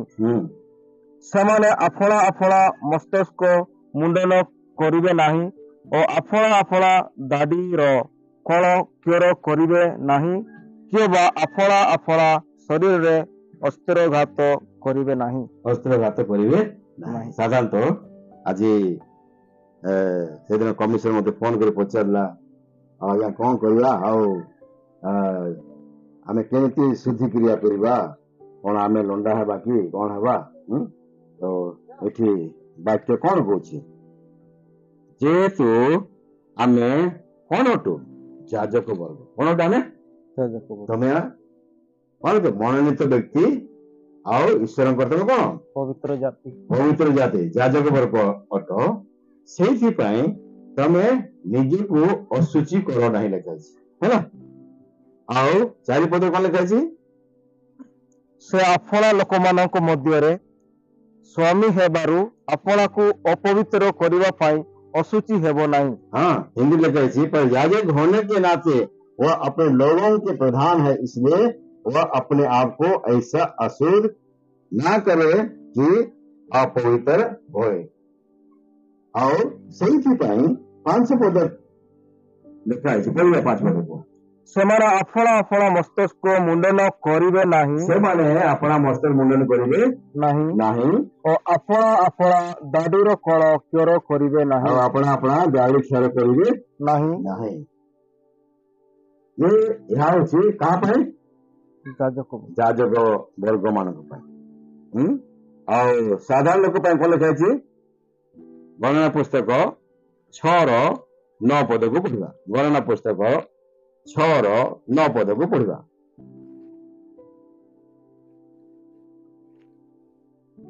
ଚରଣ। ହୁଁ ଆଉ ଯେବେ କୌଣସି ମନୁଷ୍ୟ ହଠାତ୍ ତାହା ନିକଟରେ ମରିବାରୁ ସେ ଆପଣା ପ୍ରତିଷ୍ଠିତ ମସ୍ତିଷ୍କ ଅଶୁଚି କରେ, ତେବେ ସେ ଶୌଚ ଦିନରେ ହୁଁ ଆପଣା ମସ୍ତିଷ୍କ ମୁଣ୍ଡନ କରିବ, ହୁଁ ଅର୍ଥାତ୍ ସେ ସପ୍ତମ ଦିନରେ ତାହା ମୁଣ୍ଡନ କରିବ। ହଁ ତାପରେ ଆଗରେ ପୁଣି ଅଷ୍ଟମ ଦିନରେ ସେ ଦୁଇ ଗୁଗୁ ଅବା ଦୁଇ କପଟ ଛୁଆ ସମାଗମ ତମ୍ବୁ ଦ୍ୱାରରେ ଯାଜକ ନିକଟକୁ ଆଣିବ। ଆଉ ଯାଜକ ତହିଁରୁ ଗୋଟିକି ପାପାର୍ତେ ଓ ଅନ୍ୟଟି ହୋମାର୍ତେ ଉତ୍ସର୍ଗ କରିବ ଓ ସେ ସବୁ ଗଠିତ ଯେହୁ ପାପ କଲା ତହିଁ ଲାଗି ପ୍ରାୟଶ୍ଚିତ କରିବ ଓ ସେ ପ୍ରାୟଶ୍ଚିତ ପାଇଁ କପଟ ଆଣିବ, ଯାଜକ ପାଖକୁ ନବ, ଆଉ ତାର କଣ କରିବ? ବଳିଦାନ କରିବ, ନାଇଁ କି? ଆଉ ସେଇପରି ଭାବେ ନିଜକୁ କଣ କରିବ? ଶୁଚି କରିବ, ପବିତ୍ର କରିବ, ଶୁଚି କରିବ, ପବିତ୍ର କରିବ। ଆଉ ସେ କଣ ହବ ଲେଖାଛି? ଲଣ୍ଡା ମଧ୍ୟ ହବ। କେତେ ଦିନ ଲଣ୍ଡା ହବ? କେତେ ଦିନ? ସପ୍ତମ। ସପ୍ତମ ଦିନ ଲଣ୍ଡା ହବ। ଆଉ ଅଷ୍ଟମ ଦିନ କଣ କରିବ? ସେ ତାର ନୈବେଦ୍ୟ ଆଣିବ। ନୈବେଦ୍ୟ ଆଣିବ। ବ୍ୟବସ୍ଥା ଅନୁସାରେ ଏପରି ଆଗ ପରିଚାଳିତ ଥିଲା। କିନ୍ତୁ ଯେଉଁମାନେ ଯାଜକ ସେମାନେ ନିଜକୁ ଅଶୁଚି କରିବେ ନାହିଁ, ସେମାନେ ଲଣ୍ଡା ହେବେ ନାହିଁ, ନାଇଁ କି କୌଣସି ନିଜକୁ ଅଶୁଚି କରିବେ ନାହିଁ। ଆଉ ନୂତନ ନିୟମରେ ସଦାପ୍ରଭୁ ପରମେଶ୍ୱର ଆମମାନଙ୍କୁ କଣ କରୁଛନ୍ତି? ପବିତ୍ର କରିଛନ୍ତି। ପବିତ୍ର ସମାଜରେ ଆମକୁ କଣ କରୁଛନ୍ତି? ପଢିବା ଆମେ ପ୍ରଥମ ପିତର 2:9 ପଦକୁ ପଢିବା। ପ୍ରଥମ ପିତର 2:9 ପଦକୁ ପଢିବା। କିନ୍ତୁ ଯେ ତୁମମାନଙ୍କୁ ଅନ୍ଧକାରରୁ ଆପଣା ଆଶ୍ଚର୍ଯ୍ୟ ଆଲୋକ ମଧ୍ୟକୁ ଆହ୍ୱାନ କରିଅଛନ୍ତି, ତୁମେମାନେ ଯେପରି ତାଙ୍କ ଗୁଣ କୀର୍ତ୍ତନ କର, ଏଥି ନିମନ୍ତେ ତୁମେମାନେ ଏକ ମନୋନୀତ ବଂଶ, ରାଜକୀୟ ଯାଜକ ବର୍ଗ, ପବିତ୍ର ଜାତି, ଈଶ୍ୱରଙ୍କ ନିଜସ୍ୱ ପ୍ରଜା ହୋଇଅଛ। ସେଇଥିପାଇଁ ଆମମାନଙ୍କ ପାଇଁ ପ୍ରଭୁ କହନ୍ତୁ ନାହିଁ ଯେ ତମେ ମୁଣ୍ଡ ଲଣ୍ଡା ହୁଅ କିମ୍ବା ଦାଢି ତମେ କଣ ହୁଅ, କ୍ଷୟ ହେଇକି ତମେ କଣ ହୁଅ, ଶୁଚି ହୁଅ, ଆଉ ତମେ କଣ କର, କପଟ ଆଣ। ଏସବୁ କଥା ବର୍ତ୍ତମାନ ନୂତନ ନିୟମରେ ନାହିଁ। ତେଣୁକରି କୌଣସି ପ୍ରକାର ଲଣ୍ଡା ହେବାର ଆବଶ୍ୟକତା ମଧ୍ୟ ନାହିଁ। ଆମେ ନ୍ୟାୟ ବ୍ୟବସ୍ଥାରେ ମଧ୍ୟ ଏଇ କଥା ଆମେ ଦେଖୁଛୁ। ଗଣନା ପୁସ୍ତକରେ ଥିଲା ସର୍ବସାଧାରଣ ଲୋକମାନଙ୍କ ପାଇଁ, ଆଉ ସେମାନେ ତାହା କରୁଥିଲେ, ଆଉ ଏଇ କାମ କରୁଥିଲେ। କିନ୍ତୁ ସେଇଥିପାଇଁ ଲୋକମାନେ ଆସିକିରି ଦାଉଦକୁ ପ୍ରଶ୍ନ ପଚାରୁଛନ୍ତି। ତାର ସେଥିପାଇଁ ଦାଉଦ ତାଙ୍କୁ ଉତ୍ତର ଦଉଛନ୍ତି, ଯେପର୍ଯ୍ୟନ୍ତ ସେ ବଞ୍ଚିଥିଲା ମୁଁ ତାହା ପାଇଁ ପ୍ରାର୍ଥନା କରୁଛି। ଆଉ ସେପରି ସେ କଣ ହବ? ସୁସ୍ଥ ହବ, ଭଲ ହେଇଯିବ। କିନ୍ତୁ ସେଠି ଚାଲିଯାଇଛି, ଆଉ ମୁଁ ତାକୁ ଫେରି ଆଣିପାରିବି ନାହିଁ। ପଢିବା ଆମେ ପୁନର୍ବାର 2 ସାମୁଏଲ 12 ପଦକୁ ପଢି ଆସିବା, ଆଉ 23 ପଦକୁ ପଢିବା। 12 ପର୍ବ 23 ପଦ। 2 ସାମୁଏଲ 12:23। ମାତ୍ର ଏବେ ତ ସେ ମଲା, ମୁଁ କାହିଁକି ଉପବାସ କରିବି? ମୁଁ କି ତାଙ୍କୁ ଫେରାଇ ଆଣିପାରିବି? ହଁ ମୁଁ ତାହା ନିକଟକୁ ଯିବି, ମାତ୍ର ସେ ମୋ ନିକଟକୁ ଫେରି ଆସିବ ନାହିଁ। ହଁ ମୁଁ ତାଙ୍କ ନିକଟକୁ ଯିବି କିନ୍ତୁ ମୁଁ ତାଙ୍କୁ ଫେରି ଆଣିପାରିବି ନାହିଁ ନାହିଁ, ସେ ଫେରି ଆସିବ ନାହିଁ। ନାହିଁ। ଯେଉଁମାନେ ଆମ ପୂର୍ବରୁ ମରିଯାଇଛନ୍ତି, ଚାଲିଯାଇଛନ୍ତି, ଆମେ ତାକୁ ଆଣିପାରିବା କି? କିନ୍ତୁ ଦିନେ କଣ ହେଲା, ଆମେ ସେଇଠିକି ଯିବା। କଣ କରିବା? ଆମେ ସେଠିକି ଯିବା। ସେଇଠିକି ଯିବା। ଆଉ ସେଇଠି ଯିବା ପାଇଁ ହେଲେ ଆମମାନଙ୍କୁ ମଧ୍ୟ କଣ ହେବା ଦରକାର? ନିଜକୁ ତୟାରୀ କରିବା ଦରକାର। କୋଉମାନେ କୋଉଠିକି ଯିବା ପାଇଁ ଚାହୁଁଛନ୍ତି, ସେ ତୟାରୀ କରିବା ନିହାତି ଦରକାର। ଆପଣମାନେ କୋଉଠି ଯିବା ପାଇଁ ଚାହାନ୍ତି? ସ୍ୱର୍ଗକୁ ଯିବା ପାଇଁ ଚାହାନ୍ତି ନା ନରକ ଯିବା ପାଇଁ ଚାହାନ୍ତି? ସ୍ୱର୍ଗ ଯିବା ପାଇଁ ଚାହାନ୍ତି? ସ୍ୱର୍ଗ ଯିବା ପାଇଁ ହେଲେ ଆମେ କଣ କରିବା? ସ୍ୱର୍ଗ ଯିବା ପାଇଁ ହେଲେ ଆମେ କଣ କରିବା? କଣ କରିବା? କଣ କରିବା? କିଛି କରିବାନି। ମନ ପରିବର୍ତ୍ତନ ମନ ପରିବର୍ତ୍ତନ କରିବା, ପ୍ରଭୁ ଯୀଶୁ ଖ୍ରୀଷ୍ଟଙ୍କୁ ଗ୍ରହଣ କରିବା, ନାଇଁ କି? ତାପରେ ପ୍ରଭୁଙ୍କର ବାକ୍ୟ ଅନୁସାରେ ଆମେ ଜୀବନ। ଚାଲିବା। ଆଉ ନରକ ଯିବା ପାଇଁ ହେଲେ ଆମେ କଣ କରିବା? ନରକ ଯିବା ପାଇଁ ହେଲେ କଣ କରିବା? ଜଗତର ଲୋକ ଯାହା କରୁଛନ୍ତି ତାହା କରିବା, ନାଇଁ କି? ଅଟୋମେଟିକ ନରକକୁ ଛାଡେ କଣ ହେବେ? ଚାଲିଯିବେ। ଦିନେ ନା ଦିନେ ଆମକୁ ଏଇ ଜଗତ ଛାଡିକି ଯିବାକୁ ପଡିବ। ସମସ୍ତେ ପରମାନେଣ୍ଟ ଏଠି ରହିବେ ନାହିଁ, ହଁ କି ନାଇଁ? ଯାହାର ସମୟ ଆସିବ ସେ ଯିବ ହିଁ ଯିବ, କେହି ସବୁଦିନ ଏଠି ରହିବେ ନାହିଁ। ତେଣୁକରି ଆଜି ଆମେ ଟିକେ ଚିନ୍ତା କରିବା, ମୁଁ ବର୍ତ୍ତମାନ ଯିବି କୋଉଠି? ଦିନେ ନା ଦିନେ ମୃତ୍ୟୁ ନିଶ୍ଚୟ ଆସିବ। ଆଜି ନହେଲେ କାଲି ଆସିବ, ସମସ୍ତଙ୍କର ପାଳି ପଡିବ। ଆଜି ଆମର ଭାଇ କମିଶନର ମାର ପାଳି ପଡିଲା, ସେ ଚାଲିଗଲେ। ଆଉ କିଛି ଦିନ ଆଗରୁ ସେ ଯୋଡି ପଡା କି କଣ ହେଲା ତା ଭାଇର ନାଟିଶ ଭାଇର ତାର ବାପା ମଧ୍ୟ ଚାଲିଗଲେ। ଏହିପରି ଆମେ ସବୁଦିନ ରହିବାନି, ଆମେ ଚାଲିଯିବା, ଦିନେ ନା ଦିନେ ଆମେ ଚାଲିଯିବା। କିନ୍ତୁ ଯିବା କୋଉଠି ଆମମାନଙ୍କୁ ଚିନ୍ତା କରିବାକୁ ପଡିବ। ଯିବା କୋଉଠି? ଆଜି ଯଦି ଆମେ ନ ଚିନ୍ତା କରିବା, ଅନିଶ୍ଚିତ ରହିବା, ତାହେଲେ କିଛି ଲାଭ। ବଞ୍ଚିଥିବା ସମୟରେ ହିଁ ଆମକୁ କଣ କରିବାକୁ ପଡିବ? ତୟାରୀ କରିବା ପାଇଁ ଦରକାର। ଆମେ ଭୁବନେଶ୍ୱର ଯାଉଛୁ, କଣ କରୁଛୁ? ଉଦାହରଣ ପାଇଁ ମୁଁ କହୁଛି, ଦେଖ ଭୁବନେଶ୍ୱର ଯିବା ଅଛି, କଣ କରୁଛୁ ଆମେ? କଣ କରୁଛୁ ଆମେ? ଆରେ ଭାଇ ଭୁବନେଶ୍ୱର ଯିବାକୁ ଟିକେଟ କାଟୁଛୁ କି ନାହିଁ? ନା ବିନା ଟିକେଟ ଯାଉଛି? ଆଡଭାନ୍ସ ଟିକେଟ କାଟିକି ଭଲ ସିଟ୍ ମିଳିବ ନାଇଁ କି? ଆଉ ଯଦି ଭଲ ଆଡଭାନ୍ସ ଟିକେଟ କାଟିବା ନାହିଁ ଆଉ ରୋଡରେ ଠିଆ ହେଇଥିବା କଣ ହବ? ଯୋଉଟା ସିଟ୍ ଥିବ କଣ୍ଡକ୍ଟର ଦେବ, ଆଉ ସିଟ୍ ଯଦି ନଥିବ ତାହେଲେ ଠିଆ ହେଇଯିବ। ଯଦି ଆମେ ଭଲ ସିଟ୍ରେ ଯିବା ପାଇଁ ଚାହୁଁଛୁ ତାହେଲେ କଣ କରିବା? 3-4 ଦିନ ଆଗରୁ ଆଡଭାନ୍ସ ଟିକେଟ କରିଦେବା। ନାଇଁ ଭାଇ ମତେ 2 ନମ୍ବର ସିଟ୍ ଦିଅ, କିଏ 3 ନମ୍ବର ସିଟ୍ ଦିଅ, ନାଇଁ ଆମର ମନ ପସନ୍ଦ ସିଟ୍ ଆମକୁ ମିଳିଯିବ, ମିଳିବ ନାହିଁ? ହଁ, କିନ୍ତୁ ଆଜି ଯିବାର ଅଛି, ଆଜି ଆମେ ଟିକେଟ ମିଳିବ କି ନାହିଁ? ସେମିତି ଆମେ ମରିବା ପୂର୍ବରୁ ଆମକୁ ଚିନ୍ତା କରିବା ପାଇଁ ପଡିବ ଯେ ମୁଁ ଯିବି କୋଉଠି? ସ୍ୱର୍ଗ ଯିବି, ନରକ ଯିବି। ଆଉ ଯଦି ସ୍ୱର୍ଗ ଯିବି, ସ୍ୱର୍ଗ ପାଇଁ କିପରି ମତେ ପ୍ରସ୍ତୁତ ହେବାକୁ ପଡିବ? ଆମକୁ ପ୍ରସ୍ତୁତ ହେବାକୁ ପଡିବ। ଆଉ ଆମେ ନିଶ୍ଚିତ ହେଲା ଆମେ ତିଆରି ନ କରିବା ତାହେଲେ ଆମ ପାଇଁ ଦୁଃଖର ବିଷୟ ହେବ। ପଢିବା ଆମେ ଆୟୁବ 7 ପର୍ବ 9 ପଦକୁ ପଢିବା। ଆୟୁବ 7:9 ପଦକୁ ପଢିବା।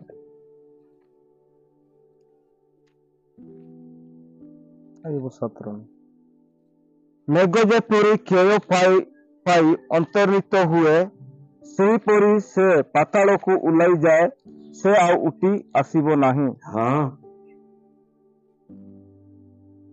ମେଘ ଯେପରି କ୍ଷୟ ପାଇ ଅନ୍ତର୍ହିତ ହୁଏ, ସେହିପରି ଯେ ପାତାଳକୁ ଓହ୍ଲାଇ ଯାଏ, ସେ ଆଉ ଉଠି ଆସିବ ନାହିଁ। ସେ ଆଉ उठी ଆସିବ नहीं। हिंदी लिखा है जैसे बादल छट कर लोप हो जाता है, वैसे ही अधलोक में उतरने वाला फिर वहां से नहीं लौट सकता। फेरी आसिब नहीं। जड़े लोक मरीगला परे आउ थे फेरी आसिब नहीं। ଜଣେ ଧନୀ ଲୋକ ଥିଲା। କଣ ଥିଲା? ଧନୀ ଧନୀ। ଜଣେ ଗରିବ ଲୋକ ଥିଲା। ଦିନେ କଣ ହେଲା? ସେ ଗରିବ ଲୋକ କଣ ହେଲା? ମରିଗଲା। ତାକୁ ନେଇକି କଣ କଲେ? अब्राहम को कोड़ा ଆଁ? ଆବ୍ରାହମଙ୍କ ପୋତି ଦେଲେ ନାଇଁ କି? ନେଇକି ତାକୁ ପୋତି ଦେଲେ। ତାପରେ କଣ ହେଲା? କିଛି ଦିନ ପରେ ଧନୀ ଲୋକ ମରିଗଲା ହେଲା। ତାକୁ କେତେ ବାଜା ଦେବେ ସେଠି କଣ କଲେ? ନେଇକି ପୋତି ଦେଲେ। ଗରିବ ଲୋକଟା କୋଉଠି ଅଛି? ଆବ୍ରାହମଙ୍କ ଆବ୍ରାହମର କଳରେ ଅଛି। ଆଉ ଧନୀ ଲୋକ କୋଉଠି ଅଛି? ଆଦିଲ ଆଁ? ଆଦିଲ ନରକରେ ଛଟପଟ ହଉଛି ନାଇଁ କି? ଦେଖିଲା ଲାଜର କେତେ ଆରାମରେ ଆବ୍ରାହମର କଳରେ ବସିଛି। ସେଇଠୁ ସେ କହୁଛି ଲାଜରକୁ ଟିକେ କହ ତା ଆଙ୍ଗୁଳିରେ ଟିକେ ଟୋପା ପାଣି ମୋ ଜିଭରେ ଦେଲେ ମତେ ଟିକେ କଣ ମିଳିବ? ଶାନ୍ତି ମିଳିବ। ସେଇଠୁ ପରସେତା କଣ କହିଲେ? ଯୋଉ ଲୋକ ଏପଟେ ଅଛି ସେପଟେ ଯାଇପାରିବେ ନାହିଁ, କି ଯୋଉ ଲୋକ ସେପଟେ ଅଛି ଏପଟେ ଯାଇପାରିବେ ବହୁତ ଦୁଃଖର କଥା। କଣ କରିବ? କଣ କରିବ? ସେଇଠୁ ସେ କଣ କହିଲା? ଧନୀ ଲୋକ କଣ କହିଲା? କିଛି କହିଥିବ। କଣ କହିଲା? ହଁ ମତେ ଟିକେ ପାଣି ଫୁଟାଅ। ନାଇଁ ତାପରେ କଣ କହିଲା? ଆମର ପରିବାରକୁ ଲାଜାରଙ୍କୁ ପଠାନ୍ତୁ। ହଁ ଆମର 5 ଭାଇ ଅଛନ୍ତି, ସେମାନେ ଯେପରି ଏଠିକି ନ ଆସେ। ହଁ ଧନୀ ଲୋକ କଣ କହୁଛି? ଆଜ୍ଞା ଆଉ ଦୟାକରି ଟିକେ ଲାଜରକୁ ପଠେଇ ଦିଅନ୍ତୁ। ଆଉ ସେ ମୋର କଣ ଅଛି? 5 ଭାଇ ଅଛନ୍ତି, ଆଉ ତାଙ୍କୁ ସେ ଏସବୁ କଥା କହିବ, ହେଲେ ସେମାନେ ଯେପରି ଏଠିକି ନ ଆସନ୍ତୁ। ଯାହା କଲେ ନା ପଢିବା ଆମେ କେତେ ଭାଇ ଭଉଣୀ ମାନଙ୍କୁ ଡାଉଟ ଅଛି ନା, ଆମେ ପଢିବା ଲୋକଲିପି ସୁସମାଚାର ଆଉ 16 ପର୍ବ।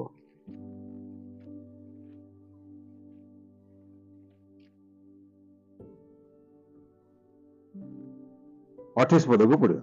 ସେ ଧନୀ ବ୍ୟକ୍ତି କଣ କହୁଛି?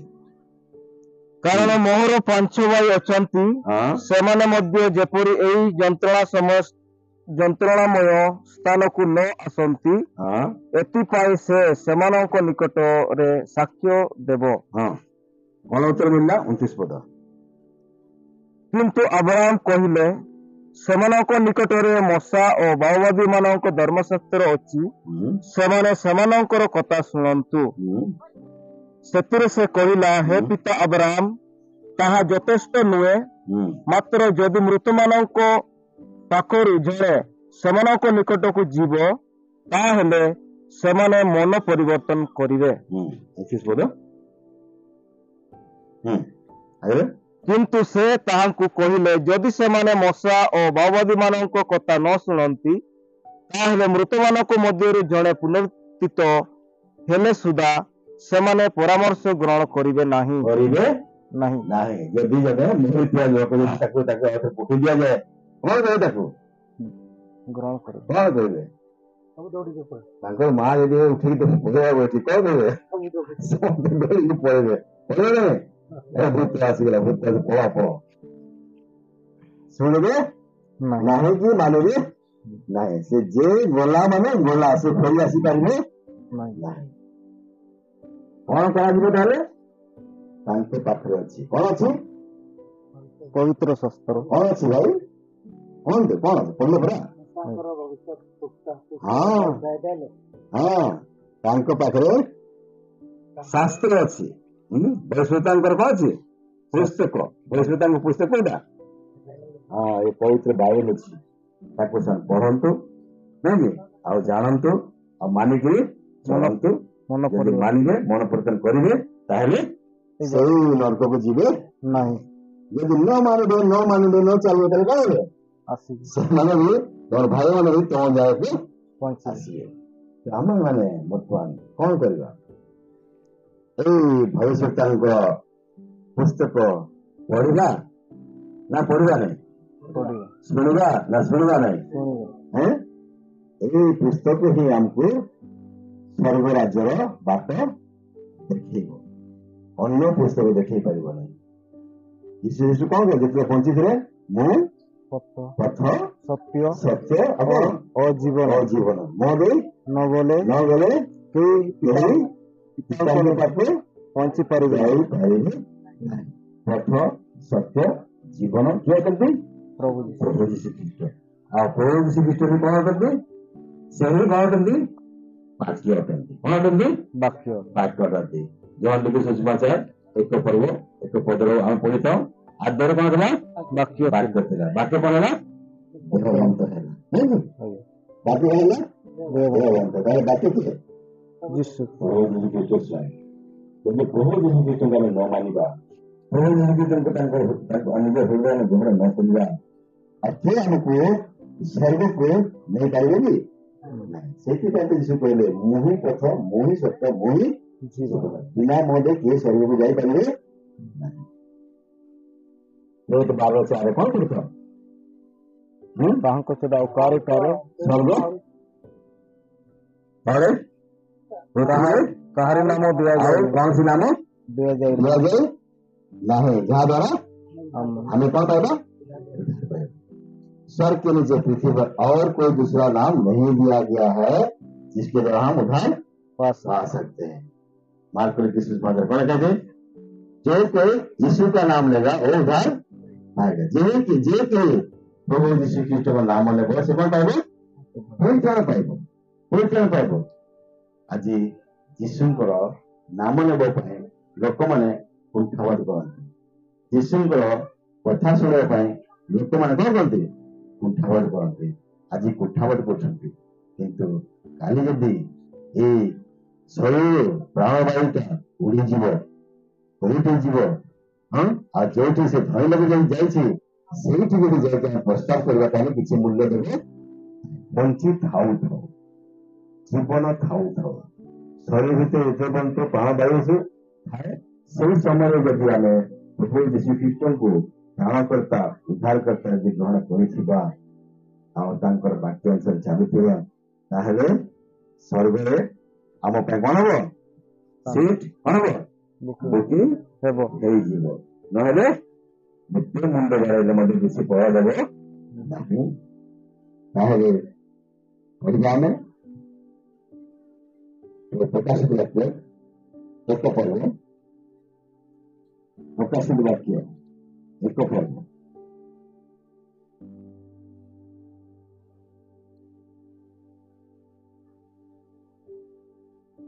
ଆଉ 3 ପଦ।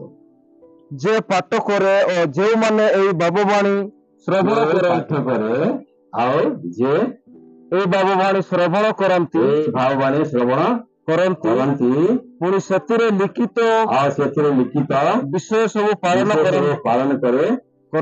କରନ୍ତି ସେମାନେ ଧନ୍ୟ କାରଣ ଏ ପୁସ୍ତକ କଣ କରନ୍ତି? କଣ କରନ୍ତି? ପାଠ କରନ୍ତି ଆଉ ବାବବାଣୀ ଶ୍ରବଣ କରନ୍ତି ଆଉ ପୁଣି ସେଥିରେ ଲିଖିତ ବିଷୟ ସବୁ ପାଳନ କରନ୍ତି। ଆଉ କଣ କରନ୍ତି? ପାଳନ କରନ୍ତି। ଶ୍ରବଣ କରନ୍ତି, ପାଠ କରନ୍ତି, ଆଉ କଣ କରନ୍ତି? ଶ୍ରବଣ ପାଳନ କରନ୍ତି। ଅନେକ ଲୋକ ପାଠ ପଢି ନାହାନ୍ତି। ଆମ ଭିତରୁ ବହୁତ ଜଣ ଅଛନ୍ତି କିଛି ପଢି ନାହାନ୍ତି। କଣ କହିପାରିବେ? ଶୁଣିପାରିବେ ତ? ଶୁଣିପାରିବେ କି ନାହିଁ? ଆଜିକାଲି ତ ମୋବାଇଲ କେତେ ମେସେଜ ଆସୁଛି ନାଇଁ କି? ନହେଲେ ପିଲାମାନେ ପାଠ ପଢୁଛନ୍ତି ବାହାରେ ପଢ ତ କଣ ଲେଖା ହେଇଛି କହିପାରିବେ କି ନାହିଁ? ଯଦି ଆଗ୍ରହ ଥିବ କହିବା ଜଣକୁ ପାଠ ପଢିଦେବୁ କଣ ଲେଖା ହେଇଛି ବାଇବେଲ ଶୁଣିବି ନାଇଁ କି? ଯିଏ କଣ କରେ? ଶ୍ରବଣ କରେ। ଆଉ ଯିଏ ପାଠ କରେ ମାନେ ଯିଏ ପଢେ ତାହାକୁ ବାକ୍ୟ ପଢେ। ଆଉ କଣ କରେ? ବାକ୍ୟ କଣ କରେ? ଶ୍ରବଣ ପାଳନ କରେ। ବାକ୍ୟ କଣ କରେ? ପାଳନ କରେ। କେବଳ ଶୁଣିଲେ ହବ ନାହିଁ, କେବଳ ପଢିଲେ ହବ ନାହିଁ, କଣ କରିବାକୁ ପଡିବ? ପାଳନ କରିବା ପାଇଁ ପଡିବ। ଯଦି ପାଳନ କରିବା ତାହେଲେ ପ୍ରଭୁଙ୍କ ଦୃଷ୍ଟି କଣ ହେବା? ଧନ୍ୟ ହେବା। ଆଉ ଥରେ ପଢିବେ। ଯେ ପାଠ କରେ ଓ ଯେଉଁମାନେ ଏଇ ବାବବାଣୀ ଶ୍ରବଣ କରନ୍ତି ପୁଣି ସେଥିରେ ଲିଖିତ ବିଷୟ ସବୁ ପାଳନ କରନ୍ତି ସେମାନେ ଧନ୍ୟ କାରଣ ସମୟ ସନ୍ନିକଟ। ଏ ସମୟ ସନ୍ନିକଟ। ଯୀଶୁଙ୍କର ଆଗମନ ସମୟ ସନ୍ନିକଟ। ପ୍ରଭୁ କେବେ ଆସି ଆମେ ଜାଣିନ, କିନ୍ତୁ ତାଙ୍କର ଆଗମନ ସମୟ ସନ୍ନିକଟ। ଯଦି ଆମେ ତାଙ୍କ ପାଖକୁ ଯିବା ପାଇଁ ଚାହୁଁଛୁ ତାହେଲେ ପ୍ରଭୁଙ୍କର ବାକ୍ୟକୁ ଆମେ ଶୁଣିବା ପାଇଁ କେବେ ଅବହେଳା କରିବା ନାହିଁ। ପ୍ରଭୁଙ୍କର ବାକ୍ୟକୁ ପାଠ କରିବା ପାଇଁ କେବେ ଅବହେଳା କରିବା। ପ୍ରଭୁଙ୍କର ବାକ୍ୟକୁ ଶୁଣି ପାଠ କରି ସେ ଅନୁସାରେ ଚାଲିବା ପାଇଁ କେବେ ହେଲେ ଅବହେଳା କରିବା ଯାହା କହୁଛନ୍ତି ଯାହା ଆମେ ଶୁଣୁଛୁ ତାକୁ ଆମେ ପାଳନ ଯେତେବେଳେ କରିବା ତେବେ ଆମେ ସ୍ୱର୍ଗ ରାଜ୍ୟ ପାଇଁ ନିଜକୁ ଆମେ ପ୍ରସ୍ତୁତ କରିପାରିବା। ଅନେକ ବିଶ୍ୱାସୀ ଭାଇ ଭଉଣୀ ଅଛନ୍ତି ବାକ୍ୟ ଶୁଣିବା ପାଇଁ ସେମାନେ ତାଙ୍କର ଆଗ୍ରହ ବାକ୍ୟ ଦିଆଯାଉଥିବ ବାହାରକୁ ଯାଇକି କଣ କରନ୍ତି ଗପସପ ହୁଅନ୍ତି ପ୍ରଭୁଙ୍କ ବାକ୍ୟର ସେମାନେ କଣ କରୁଛନ୍ତି ଅବମାନନା କରୁଛନ୍ତି ଅପମାନିତ କରୁଛନ୍ତି। ବାକ୍ୟ ଦିଆଯାଉଛି ବାହାରେ ଯାଇକି କଣ କରୁଛନ୍ତି ଗପସପ ସେ ତ ଶୁଣିବେନି ଯେ ଶୁଣିବା ପାଇଁ ଇଚ୍ଛା ଥିବ ତାକୁ ମଧ୍ୟ କଣ କରିବେ ତାକୁ ମଧ୍ୟ ଶୁଣିବା ପାଇଁ ଦେବେ ନାହିଁ। ସେମିତି ଲୋକ କି ସ୍ୱର୍ଗ ଯାଇପାରିବେ ଭୁଲି ଯାଅ। ପ୍ରଭୁଙ୍କର ପ୍ରତି ଯାହାର ଭୟ ଅଛି ସେମିତି କାର୍ଯ୍ୟ କରନ୍ତୁ ନାହିଁ।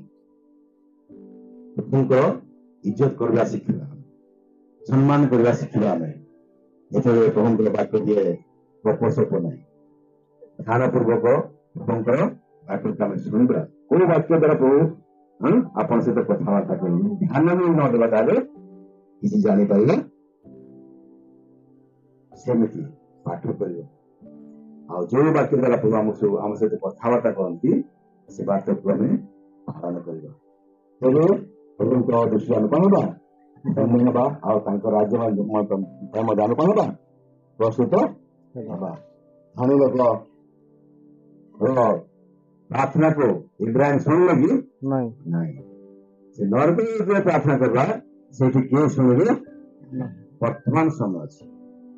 ବର୍ତ୍ତମାନ ସମୟ ଯଦି ଆମେ ମନେ ଫେରିବା ବର୍ତ୍ତମାନ ସମୟ ଯଦି ଆମେ ପ୍ରସ୍ତାବ କରିବା ବର୍ତ୍ତମାନ ସମୟ ଯଦି ପ୍ରଭୁ ଯୀଶୁ ଖ୍ରୀଷ୍ଟଙ୍କୁ ଉଦ୍ଧାରକର୍ତ୍ତା ସ୍ୱୀକାର କରିବା ବର୍ତ୍ତମାନ ସମୟ ଯଦି ପ୍ରଭୁଙ୍କର ବାକ୍ୟ ଅନୁସାରେ ଚାଲିବା ଆମେ ସ୍ୱର୍ଗ ରାଜ୍ୟରେ ଆମେ କଣ କରିବା ଅଧିକାରୀ ହେଇପାରିବା। ସମୟ ଚାଲିଗଲେ କିଛି ଲାଭ ମିଳିବ ସମୟ ସନ୍ନିକଟ ଆଉ ବେଶୀ ସମୟ ନାହିଁ ଅଳ୍ପ ସମୟ ସେ ସମୟକୁ ଆମେ ଜାଣିନାହୁଁ କିନ୍ତୁ ସମୟ କେତେ ଲେଖାଇଛି ବହୁତ ଦିନ ଅଛି ଲେଖାଇଛି ଆରେ ବହୁତ ସମୟ ଅଛି ଭାଇ ବହୁତ ଦିନ ଅଛି ଆରାମ ଖାଇ ପିଅ ମସ୍ତ କର ନାଇଁ ଆନନ୍ଦ କର ନାଇଁ ସମୟ ତ ବହୁତ ଅଛି ନାଇଁ ଏବେ ଯୁବା ଅବସ୍ଥା ଅଛି ନାଇଁ ଯବାନୀ ତ ଆନନ୍ଦ ନେଲେ ନାଇଁ ଯେତେବେଳେ ବୁଢା ହବା ସେତେବେଳେ ଦେଖିବା ନାଇଁ ସେତେବେଳେ ଗ୍ରହଣ କରିବା ନାଇଁ ଯୁବକ ଭାଇ ଭଉଣୀ ମାନେ ବି କେୟାରଫୁଲ ସାବଧାନ ହେଇଯାଅ ସମୟ ସନ୍ନିକଟ ଅଳ୍ପ ସମୟ ଅଛି ଯଦି ଏହି ସମୟକୁ ଯଦି ଆମେ ମୂଲ୍ୟବାନ ସମୟ ବା ଆଉ ଠିକ ସମୟରେ ପ୍ରଭୁଙ୍କୁ ଗ୍ରହଣ କରିବା ତାହେଲେ ଆମେ ସ୍ୱର୍ଗ ରାଜ୍ୟରେ ଆମେ ଗ୍ରହଣ କରିବା ଆମେ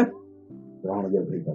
ଯେତେବେଳେ ଆମେ ସ୍ୱର୍ଗକୁ ଯିବା ଆମେ କଣ ନେଇକି ଯିବା ଆମ ସମ୍ପତ୍ତି ନେଇକି ଯିବା କଣ ନେଇକି ଯିବା ବୋଲେ ଆମେ ପ୍ରକାଶିତ ବାକ୍ୟ 14 ପର୍ବ 13 ପଦକୁ ପଢିବା। ପ୍ରକାଶିତ ବାକ୍ୟ 14 ପର୍ବ 13 ପଦ ପଢିବା। ପୁଣି ମୁଁ ଉର୍ଦ୍ଦରୁ ଏହି ବାଣୀ ଶୁଣିଲି ଲେଖ ଯେଉଁମାନେ ଏଣିକି ପ୍ରଭୁଙ୍କଠାରେ ଥାଇ ମରି ଅଛନ୍ତି ସେମାନେ ଧନ୍ୟ। ହଁ ଆତ୍ମା କହୁଅଛନ୍ତି ସେମାନେ ଆପଣା ଆପଣା ପରିଶ୍ରମରୁ ବିଶ୍ରାମ ପ୍ରାପ୍ତ ହେବେ କାରଣ ସେମାନଙ୍କ କର୍ମ ସେମାନଙ୍କର ଅନୁବର୍ତ୍ତିତ ହେବ। ତାଙ୍କର କର୍ମ ତାଙ୍କର କଣ ହବ ଅନୁବର୍ତ୍ତିତ ହେବ। ତାହେଲେ କଣ ତାଙ୍କର କାମ ସହିତ ତାଙ୍କର କାମ ତା ସହିତ ଯିବ ହେଲା। ଆପଣ ଯାହା କାର୍ଯ୍ୟ କରୁଛନ୍ତି ଯାହା କର୍ମ କରୁଛନ୍ତି ସେ କର୍ମ ହିଁ ତାଙ୍କ ସାଙ୍ଗରେ ଯିବ ସ୍ୱର୍ଗରେ ଯିବ। କଣ ପଚାରିବେ ଭାଇ କଣ କମିଶନ ମୁଁ ତମ ପାଇଁ ଦୁଃଖ ଭୋଗ କଲି ରକ୍ତ ବୁହାଇଲି ତମ ରକ୍ତ ଦେଇକି କିଣିଲି ତମକୁ ପରିତ୍ରାଣ କଲି ତମକୁ ଉଦ୍ଧାର କଲି ତମେ ମୋ ପାଇଁ କଣ କରିଛ ପଚାରିବେ କି ପଚାରେ ସେ ଆମକୁ ମୂଲ୍ୟ ଦେଇକି କିଣିଛନ୍ତି।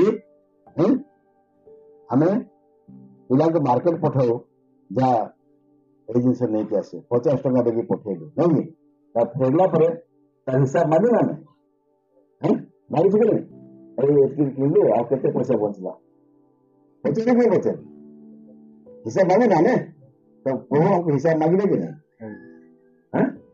ମାଗିବେ କି ନାହିଁ ଦେଖାତେ ହେଇକି ହୁଏ ନାହିଁ ହିସାବ ମାଗିବେ ସେ ଆମ ସହିତ ଆମର କଣ ଯିବେ ଆମର କର୍ମ ଧାର ପାଇଛେ ପରିତ୍ରାଣ ପାଇଛେ ପ୍ରଭୁଙ୍କ ପାଇଁ ଆମେ କଣ କରୁଛେ ଯାହା ଆମେ କର୍ମ କରୁଥିବ ନା ସେ କର୍ମ ଯିବ ଭଲ କର୍ମ କରୁଥିବ ତାହେଲେ ଆମେ କଣ ପାଇବା ଭଲ ପୁରସ୍କାର ପାଇବା ଆଉ ଭଲ କର୍ମ ଯଦି କରିନଥିବା ପୁରସ୍କାର ପାଇବା କି ସମସ୍ତଙ୍କୁ ପୁରସ୍କାର ଦିଆଯିବ ଆମକୁ କିଛି ପୁରସ୍କାର ମିଳିବନି କଣ ହବା ଯଦି ଦେବେ ଗୋଟେ କିଛି କାର୍ଯ୍ୟ କଲ ନାହିଁ ତୁମକୁ କଣ ପୁରସ୍କାର ମିଳିବ ଆମର କର୍ମ ଆମ ସହିତ ଯିବ ଯେତେବେଳେ ଆମର ମୃତ୍ୟୁ ହବ ମୃତ୍ୟୁ ପାଇଥିବା କଣ କରନ୍ତି ମୃତ୍ୟୁ ପାଇଥିଲେ କଣ ଲେଖାଇଛି ମୃତ୍ୟୁ ପାଇଥିବା ଲୋକ ବିଷୟରେ କଣ ଲେଖାଇଛି ପଢିଦିଅନ୍ତୁ ପୁଣି ମୁଁ ସ୍ୱର୍ଗରୁ ଏହି ବାଣୀ ଶୁଣିଲି ଦେଖ ଯେଉଁମାନେ ଏଣିକି ପ୍ରଭୁଙ୍କଠାରେ ଥାଇ ମରନ୍ତି ମରନ୍ତି ସେମାନେ ଧନ୍ୟ ସେମାନେ ଧନ୍ୟ ପ୍ରଭୁଙ୍କ ଠାରେ ଥାଇ ମରନ୍ତି ସେମାନେ କଣ ଧନ୍ୟ ଧନ୍ୟ ଆତ୍ମା କହୁଛନ୍ତି ସେମାନେ ଆପଣା ଆପଣା ପରିଶ୍ରମରୁ ବିଶ୍ରାମ ପ୍ରାପ୍ତ ହେବେ ଆପଣା ଆପଣା ପରିଶ୍ରମରୁ କଣ ପାଇବେ ବିଶ୍ରାମ ବିଶ୍ରାମ ପାଇବେ ଆମେ ଯଦି ଆମେ ଏଠୁ ଗଲୁ ସେଇଠିକି ହେଲେ କଣ ହେଲା ଆମକୁ ଯେ ପ୍ରଭୁ ଏଠୁ କର୍ମ ଦେଇଥିଲେ ସେ କର୍ମରୁ ଆମେ କଣ ପାଇଲେ ଆମେ ବିଶ୍ରାମ ପାଇବେ କୋଉଠି ପାଇବା ସ୍ୱର୍ଗରେ ବିଶ୍ରାମ ପାଇବେ ଆଉ ସେଠି ଫଳ କରିବା କି ହଁ ସେଠି ବାଦାମ ଚାଷ କରିବା କି ସେ ହାଟ ଯିବାକୁ ବିକ୍ରି କରିବା ପାଇଁ ଚାଷୀ ପାଖ ଘର ମାନେ ପନିପରିବା ଚାଷ କରନ୍ତି ବଜାରକୁ ଯାଆନ୍ତି ବିକ୍ରି କରିବା ପାଇଁ ଯାଆନ୍ତି ନାହିଁ ସେଠି କରିବା କେମିତି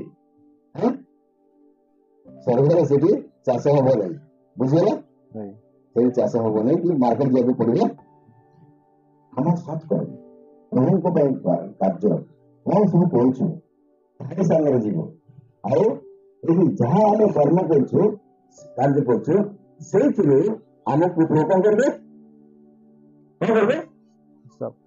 ପଢିବେ ପରା କହୁନାହାନ୍ତି ମାନେ ଧ୍ୟାନ କୁ ଶୁଣି ନେବେ ଜାଣିନି ଆରେ ନାଇଁ ଭାଇ କଣ ଲାଗିଛି ବିଶ୍ରାମ କଣ ବିଶ୍ରାମ ଆମେ କଣ ପାବେ ବିଶ୍ରାମ ପ୍ରାପ୍ତ ବିଶ୍ରାମ ପ୍ରାପ୍ତ ହେବା ଆଉ ସେଠି କାମ କରିବା ପାଇଁ ପଡିବ ଯିଏ ଯୋଉ କାମ କରୁଛି ସେଠି ସେଇ କାମ କରିବ କି ଡ୍ରାଇଭର ସହିତ ସେଠି ଗାଡି ଚଲେଇବେ କି ଗାଡି ଚଲେଇବେ କି ନାଇଁ ଯେ ହଳ କରୁଛି କଣ ସେଠି ହଳ କରିବେ କି ପ୍ରତ୍ୟେକ ଯୋଉ ଯାହା କିଛି କର୍ମ କରୁଛି ନା ଆମେ ସେଇଥିରେ କଣ ପାଇବା ଆମେ ସେଇଠି ସଦାପ୍ରଭୁଙ୍କ ପାଖରେ ସାଙ୍ଗରେ ଯିବା ପଢିବା 22 ଅଧ୍ୟାୟ କେତେ ସୁନ୍ଦର ସୁନ୍ଦର ବାକ୍ୟ ସବୁ ଲେଖିଛି ନାଇଁ ଆମେ କଣ କରିବା ସୁନାର ରୋଡ ଚାଲିବା ନାଇଁ କି ସେଇଠି ଯୋଉ ଆମ ପାଇଁ ରାଜମହଲ ତିଆରି ହେଇଛି ନା କେତେ ଅଛି ସୁନାରେ ତିଆରି ଗୋଟେ ଖାତା ଗୋଟେ ମୋତିରେ ତିଆରି କୋଉଥିରେ ତିଆରି ମୋତିରେ ତିଆରି ଆଉ ରାସ୍ତା କଣ ଅଛି ସୁନାର ରାସ୍ତା ରୋଡ ତିଆରି ହେଇଛି ଆଉ ସେ ସୁନାକୁ ଯଦି ଆମେ ଦେଖିବୁ କଣ ହବ ଆମର ଚେହେରା ସେଠି ଦେଖାଯିବ ଏପରି ନଗର ସଦାପ୍ରଭୁ ପରମେଶ୍ୱର ଆମମାନଙ୍କ ପାଇଁ ତିଆରି କରୁଛନ୍ତି କଣ ଆମମାନଙ୍କୁ ସେ ନଗର ଯିବା ପାଇଁ ଇଚ୍ଛା ହଉନି ଇଚ୍ଛା ହଉନି କି ଯଦି ଆମେ ନିଜକୁ ପସନ୍ଦ କରିବା ତାହେଲେ ନିଶ୍ଚୟ ସେ ନଗରକୁ ଆମେ ଯିବା ଆଉ ସେଇ କର୍ମ ଆମ କର୍ମ ହିଁ ଆମ ସାଙ୍ଗରେ ଯିବା ଆଉ ଆମର କର୍ମରୁ ଆମେ କଣ ପାଇପାରିଲେ ବିଶ୍ରାମ ପାଇବା ସେଠି ସେ କର୍ମ କରିବାକୁ ପଡିବ ନାହିଁ ପ୍ରଭୁଙ୍କ ସହିତ ଆମେ କଣ କରିବା ଆନନ୍ଦରେ ରହିବା ଆନନ୍ଦରେ ସେଠି ଶୋକ ରହିବ ନାହିଁ କି କୌଣସି ପ୍ରକାର ଦୁଃଖ ରହିବ ନାହିଁ ପଢୁଛୁ ନା ପଢିବା ଆମେ ପ୍ରକାଶ ବାକ୍ୟ 7 ପର୍ବରେ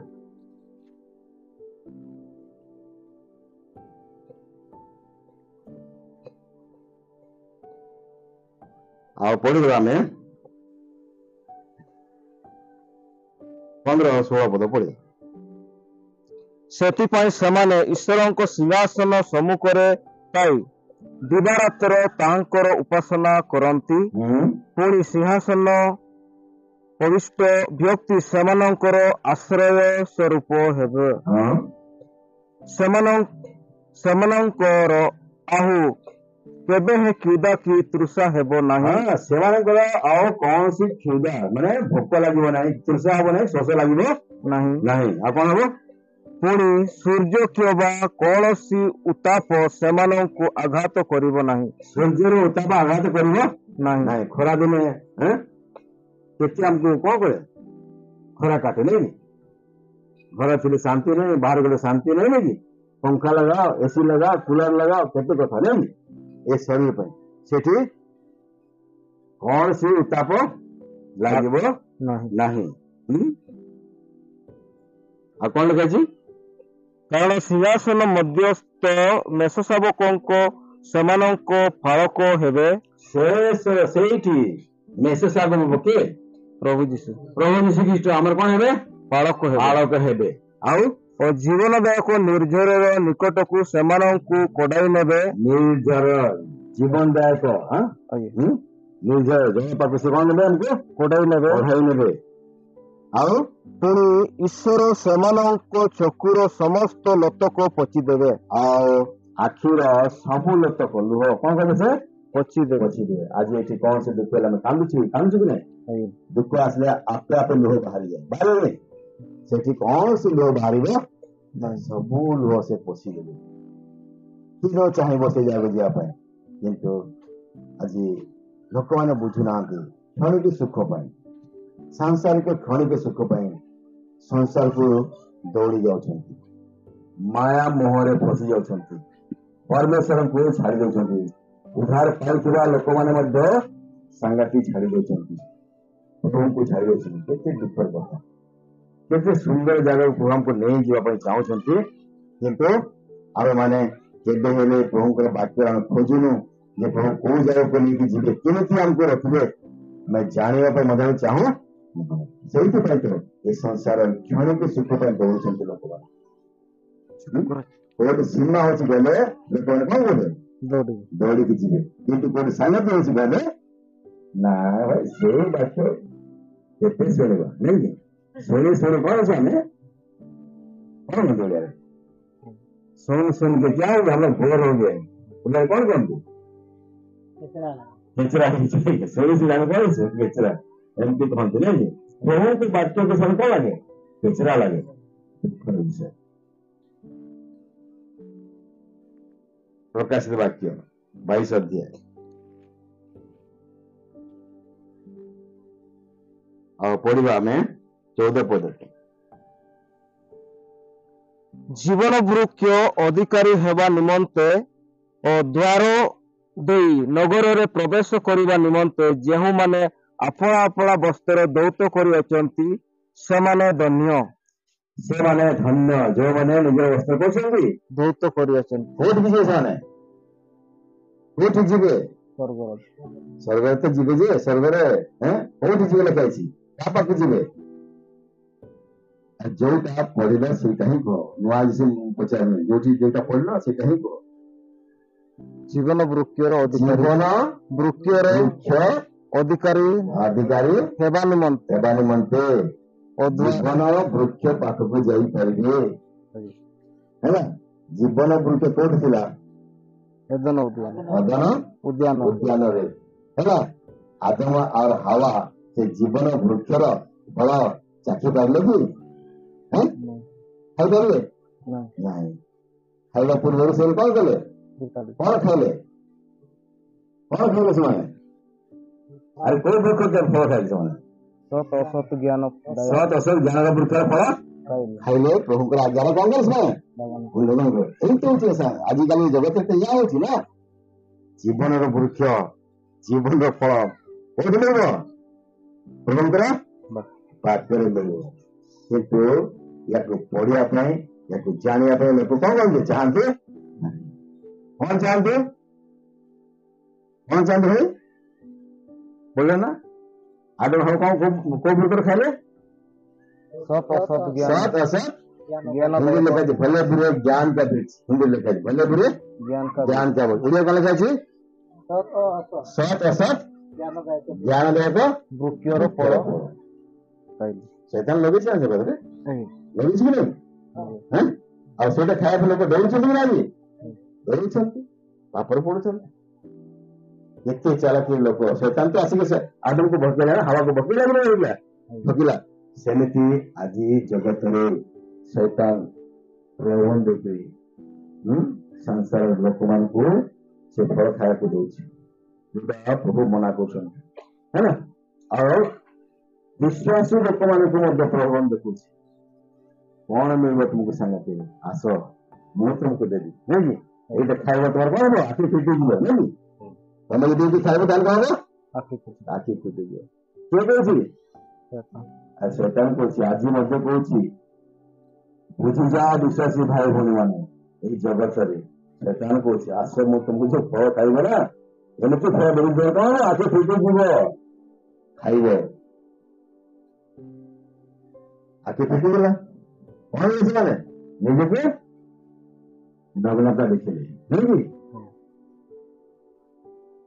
କିନ୍ତୁ ପ୍ରାଣ ପାଇଥିବା ବ୍ୟକ୍ତି ପାଇଁ ପରମେଶ୍ୱର ଗୋଟେ ସୁଯୋଗ ଦେଇଛନ୍ତି, କୋଉଠି ନେଇକି ଯିବେ? ସେଇ ଜୀବନର ଫଳ ନିକଟକୁ ନେଇକି ଯିବେ। ଆମେ ସେଇ ଫଳ ଦିନେ ସେ ଆମକୁ ଖାଇବାକୁ ଦେବେ।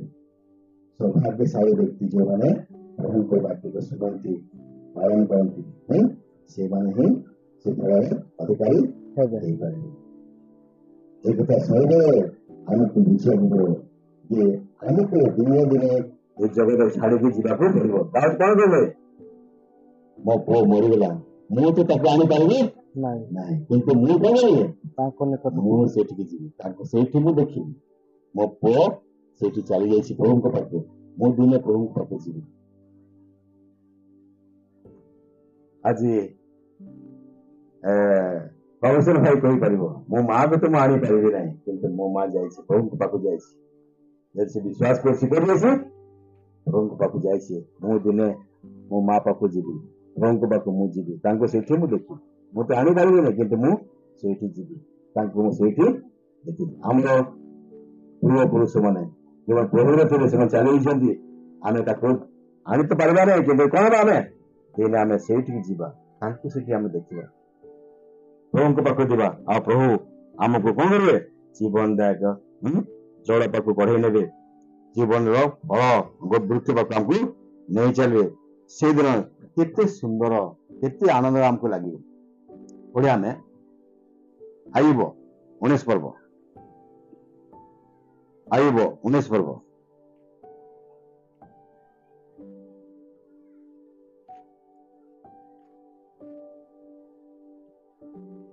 ଆଇବ 19 ପର୍ବ 25 ପଦ ପଡିବ। ମାତ୍ର ମୁଁ ଜାଣେ ଯେ ମୋହର ମୁକ୍ତିକର୍ତ୍ତା ଜୀବିତ ଅଟନ୍ତି ଓ ଶେଷରେ ସେ ପୃଥିବୀ ଉପରେ ଠିଆ ହେବେ। ପୁଣି ମୋହର ଚର୍ମ ଏହି ରୂପେ ବିନଷ୍ଟ ହେଲା, ଉତ୍ତାରେ ମୁଁ ମାଂସବିହୀନ ହୋଇ ପରମେଶ୍ୱରଙ୍କୁ ଦେଖିବି। ମୁଁ ତାହାଙ୍କୁ ଆପଣାର ସପକ୍ଷ ଦେଖିବି, ମୋହର ଚକ୍ଷୁ ତାହାକୁ ଦେଖିବ। ଅନ୍ୟ ଦୁହେଁ ବକ୍ଷ ମଧ୍ୟରେ ମୋହର ହୃଦୟ କ୍ଷଣ ହେଉଅଛି। ମୋଠାରେ ମୂଳ କଥା ଦେଖାଯିବାରୁ ଯେବେ ତୁମ୍ଭେମାନେ କୁହ, ଆମ୍ଭେମାନେ କି ରୂପେ ତାହାଙ୍କୁ ତାଡ଼ନା କରିବା? मुझे निश्चय है, कौन लिखा है? मुझे निश्चय है, हिंदी लिखा है। ओडिया कौन लिखा है? ମାତ୍ର ମୁଁ ଜାଣେ, ମୁଁ ଜାଣେ लिखा है। ओडिया कौन लिखा है? ମୁଁ ଜାଣେ। ମୁଁ ଜାଣେ, हिंदी लिखा है मुझे निश्चय है। इसे कौन से प्रकार मिथ्या नुहे, निश्चय कौन? मेरा छुड़ाने वाला जीवित है। ओडिया में ମୁଁ ଜାଣେ ମୋହର ମୁକ୍ତିକର୍ତ୍ତା ଜୀବିତ ଅଟନ୍ତି। ଆମେ କଣ ଜାଣିଛୁ? ଆମର ମୁକ୍ତିକର୍ତ୍ତା ଜୀବିତ ନା ମରି ଯାଇଛନ୍ତି? ଜୀବିତ। ସେ ମୃତକ ହେଲେ କିନ୍ତୁ କଣ ସେ ମୃତ୍ୟୁ କରିଛନ୍ତି? ଜୀବିତ ଅଛନ୍ତି। ଆଉ ଜୀବିତ ସ୍ୱରୂପ ଉଠେଇছে। ସେ କଣ କରନ୍ତି? ସେ ଜୀବିତ। ଦୁଃଖ ସମୟରେ ଆୟୁବ କହୁଛନ୍ତି ହେଲା, ମୁଁ ଜାଣେ ଯେ ମୋର ତ୍ରାଣକର୍ତ୍ତା କଣ ଅଟନ୍ତି? ଜୀବିତ ଅଟନ୍ତି ହେଲା। ଆଉ ସେ କଣ ହେବେ? ସେ ପୃଥିବୀରେ ଦିନେ କଣ ହେବେ? ଠିଆ ହେବେ। ପୃଥିବୀରେ କଣ ହେବେ? ଠିଆ ହେବେ। ଆଉ ମୁଁ କଣ କରିବି? ପୁଣି ମୋହର ଚର୍ମ ଏଇ ସବୁ ରୂପେ ବିନଷ୍ଟ ହେଲା। ଏଇ ଚର୍ମ ସବୁ ବିନଷ୍ଟ ହେଇଗଲେ ମଧ୍ୟ ଆୟୁବ କଣ ହେଇଥିଲା? ତାର ପୁରା ଶରୀର କଣ ହେଇଥିଲା? ଘାରେ ପରିପୂର୍ଣ୍ଣ ହେଇଥିଲା। ମୋର ଏଇ ଶରୀର ଚର୍ମ ସବୁ ସରିଗଲେ ମଧ୍ୟ, ସବୁ ନଷ୍ଟ ହେଇଗଲେ ମଧ୍ୟ, ମୋର ହାଡ଼ ରହିଲେ ମଧ୍ୟ କଣ କରିବି ମୁଁ? ପରମେଶ୍ୱରଙ୍କୁ ଦେଖିବି। ହଁ, ମୁଁ ପରମେଶ୍ୱରଙ୍କୁ ଦେଖିବି। ମୋର ଏଇ ବିଶ୍ୱାସ, ଯେହେତୁ କି ମୋର ପରମେଶ୍ୱର କଣ ଅଛନ୍ତି? ଜୀବିତ ଅଛନ୍ତି। ମୁଁ ଦେଖିବି ଦିନେ ସେ ସଦାପ୍ରଭୁ ପରମେଶ୍ୱରଙ୍କୁ ମୁଁ ଦର୍ଶନ କରିବି। 27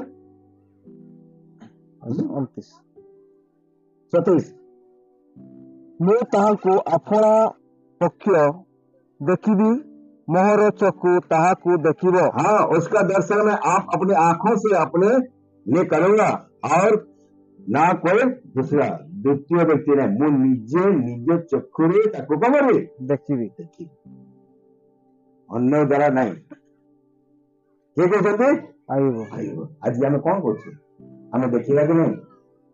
ଦେଖିବା କି ନାହିଁ? ଆମର ବିଶ୍ୱାସ ଅଛି କି ନାହିଁ? ଆମେ ଜାଣିଛୁ କି ନାହିଁ ଆମର ପରମେଶ୍ୱର ଜୀବିତ ଅଛନ୍ତି? ଜାଣିଛୁ କି ଆମେ? ଆଜ୍ଞା। ଯଦି ଜାଣୁଛୁ ସେ ବିଶ୍ୱାସକୁ ଯେପରି ଆମେ ନ ହରାଉ। ଏତେ ଦୁଃଖ ସମୟରେ ଆୟୁବ ଭାଙ୍ଗି ପଡ଼ିଲା ନାହିଁ। ସେ କହୁଛନ୍ତି ମୋର ପ୍ରଭୁ ଜୀବିତ ଅଛନ୍ତି, ମୁଁ ଦିନେ ତାଙ୍କୁ ଦେଖିବି। ଏଇ ଶରୀର ସରିଗଲେ ମଧ୍ୟ, ଏଇ ଚର୍ମ ସରିଗଲେ ମଧ୍ୟ ମୋ ସ୍ୱଚକ୍ଷୁରେ, ନିଜର ଚକ୍ଷୁରେ, ଦ୍ୱିତୀୟ ନୁହଁ, ନିଜ ଚକ୍ଷୁରେ ମୁଁ ତାଙ୍କୁ ଦେଖିବି, ତାର ଦର୍ଶନ କରିବି। ମୁଁ ପରମେଶ୍ୱରଙ୍କୁ ନିଜ ଆଖିରେ ଦେଖିବି। ନିଜ ଆଖିରେ ନିଜ ଆଖିରେ ଦେଖିବି। ଆଉ ଆମେ ଦେଖିବା କି ନାହିଁ? ଆମର କଣ ବିଶ୍ୱାସ? ସେ ବିଶ୍ୱାସ ଅଛି ନା? ସେ ବିଶ୍ୱାସ ଅଛି କି ନାହିଁ? ଅଛି। କାହିଁକି ଭାଙ୍ଗି ପଡୁଛୁ? ଆମେ ଟିକେ ଦୁଃଖ ହେଲା ଭାଙ୍ଗି ପଡୁଛୁ। ଆୟୁବ କେତେ ଦୁଃଖ ତା ଜୀବନରେ ଆସିଲା। ଧନ ସମ୍ପତ୍ତି ଚାଲିଗଲା, ପୁଅ ଚାଲିଗଲା, ଝିଅ ଚାଲିଗଲା, କିଛି ରହିଲା, ତାର ଦେହ ସାରା କଣ ହେଲା? ଗଳା ବାହାରିଗଲା। କେତେ ଦୁଃଖ। ତା ସ୍ତ୍ରୀ କହୁଛି ତୁମେ କାହିଁକି ପ୍ରଭୁ ପ୍ରଭୁ ଡାକୁଛ? ପ୍ରଭୁ ନିନ୍ଦା କର। ହଁ, ତମର ଦୁଃଖ ମତେ ଦେଖି ହଉନି, ଦେଖି ହଉନି ମତେ। ପ୍ରଭୁଙ୍କ ନିନ୍ଦା କର, ମଲେ ବରଂ ମରିଯାଅ।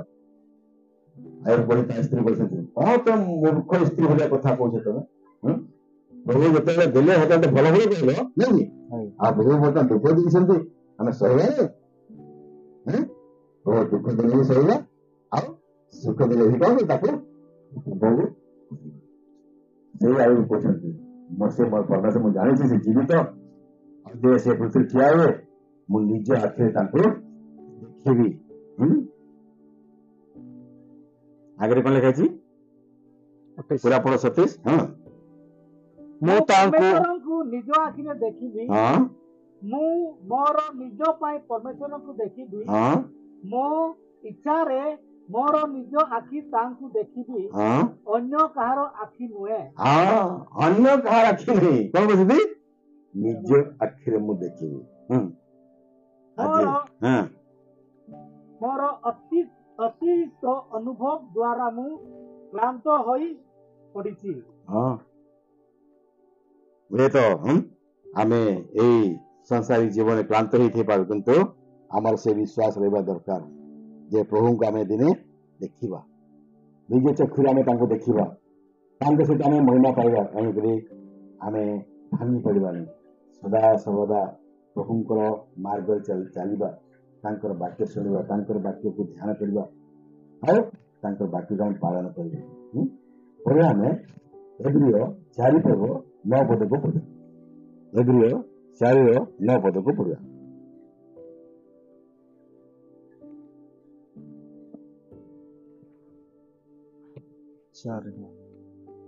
ଅତଏବ ଈଶ୍ୱରଙ୍କ ଲୋକମାନଙ୍କ ନିମନ୍ତେ ବିଶ୍ରାମର ଭୋଗ କରିବା ବାକି ଅଛି। ଈଶ୍ୱରଙ୍କ ଲୋକମାନଙ୍କ ପାଇଁ କଣ ଅଛି? ବିଶ୍ରାମର ଭୋଗ କରିବାର ବାକି ଅଛି। ଆମମାନଙ୍କ ପାଇଁ ବିଶ୍ରାମ ଭାରର ସମୟ କଣ ଅଛି? କେବେ ସେ ବିଶ୍ରାମ କରିବା? କେବେ ବିଶ୍ରାମ କରିବା? ଯେତେବେଳେ ଏଇ ଦୁନିଆରେ ପ୍ରଭୁ ଆମକୁ ତାଙ୍କ ପାଖକୁ ନେଇଯିବେ। ଯେଉଁମାନେ ପ୍ରଭୁରେ ଥାଇ ପଢନ୍ତି ସେମାନେ କଣ ପାଆନ୍ତି?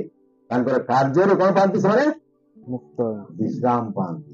ସେଇପରି ବିଶ୍ୱାସୀ ଲୋକ, ପ୍ରଭୁଙ୍କ ଲୋକମାନଙ୍କ ପାଇଁ ମଧ୍ୟ ବିଶ୍ରାମ କଣ ଅଛି? ବାକି ଅଛି ହେଲା।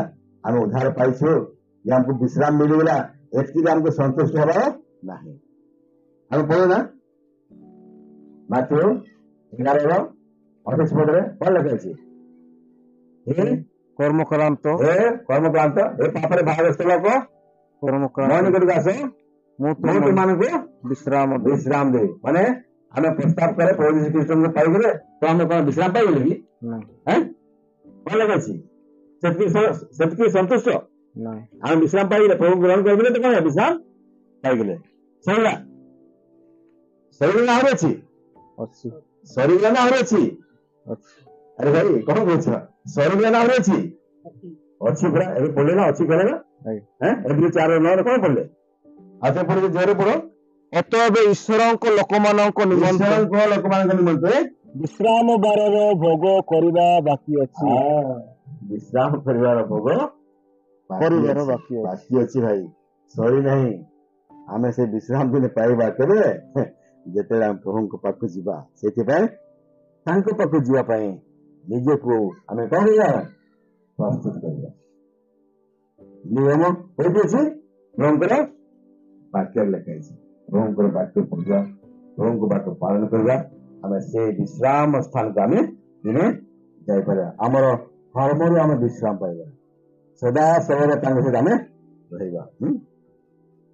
ଏଭ୍ରିୟ ଆଉ ତାର 9:27 ପଢିବା।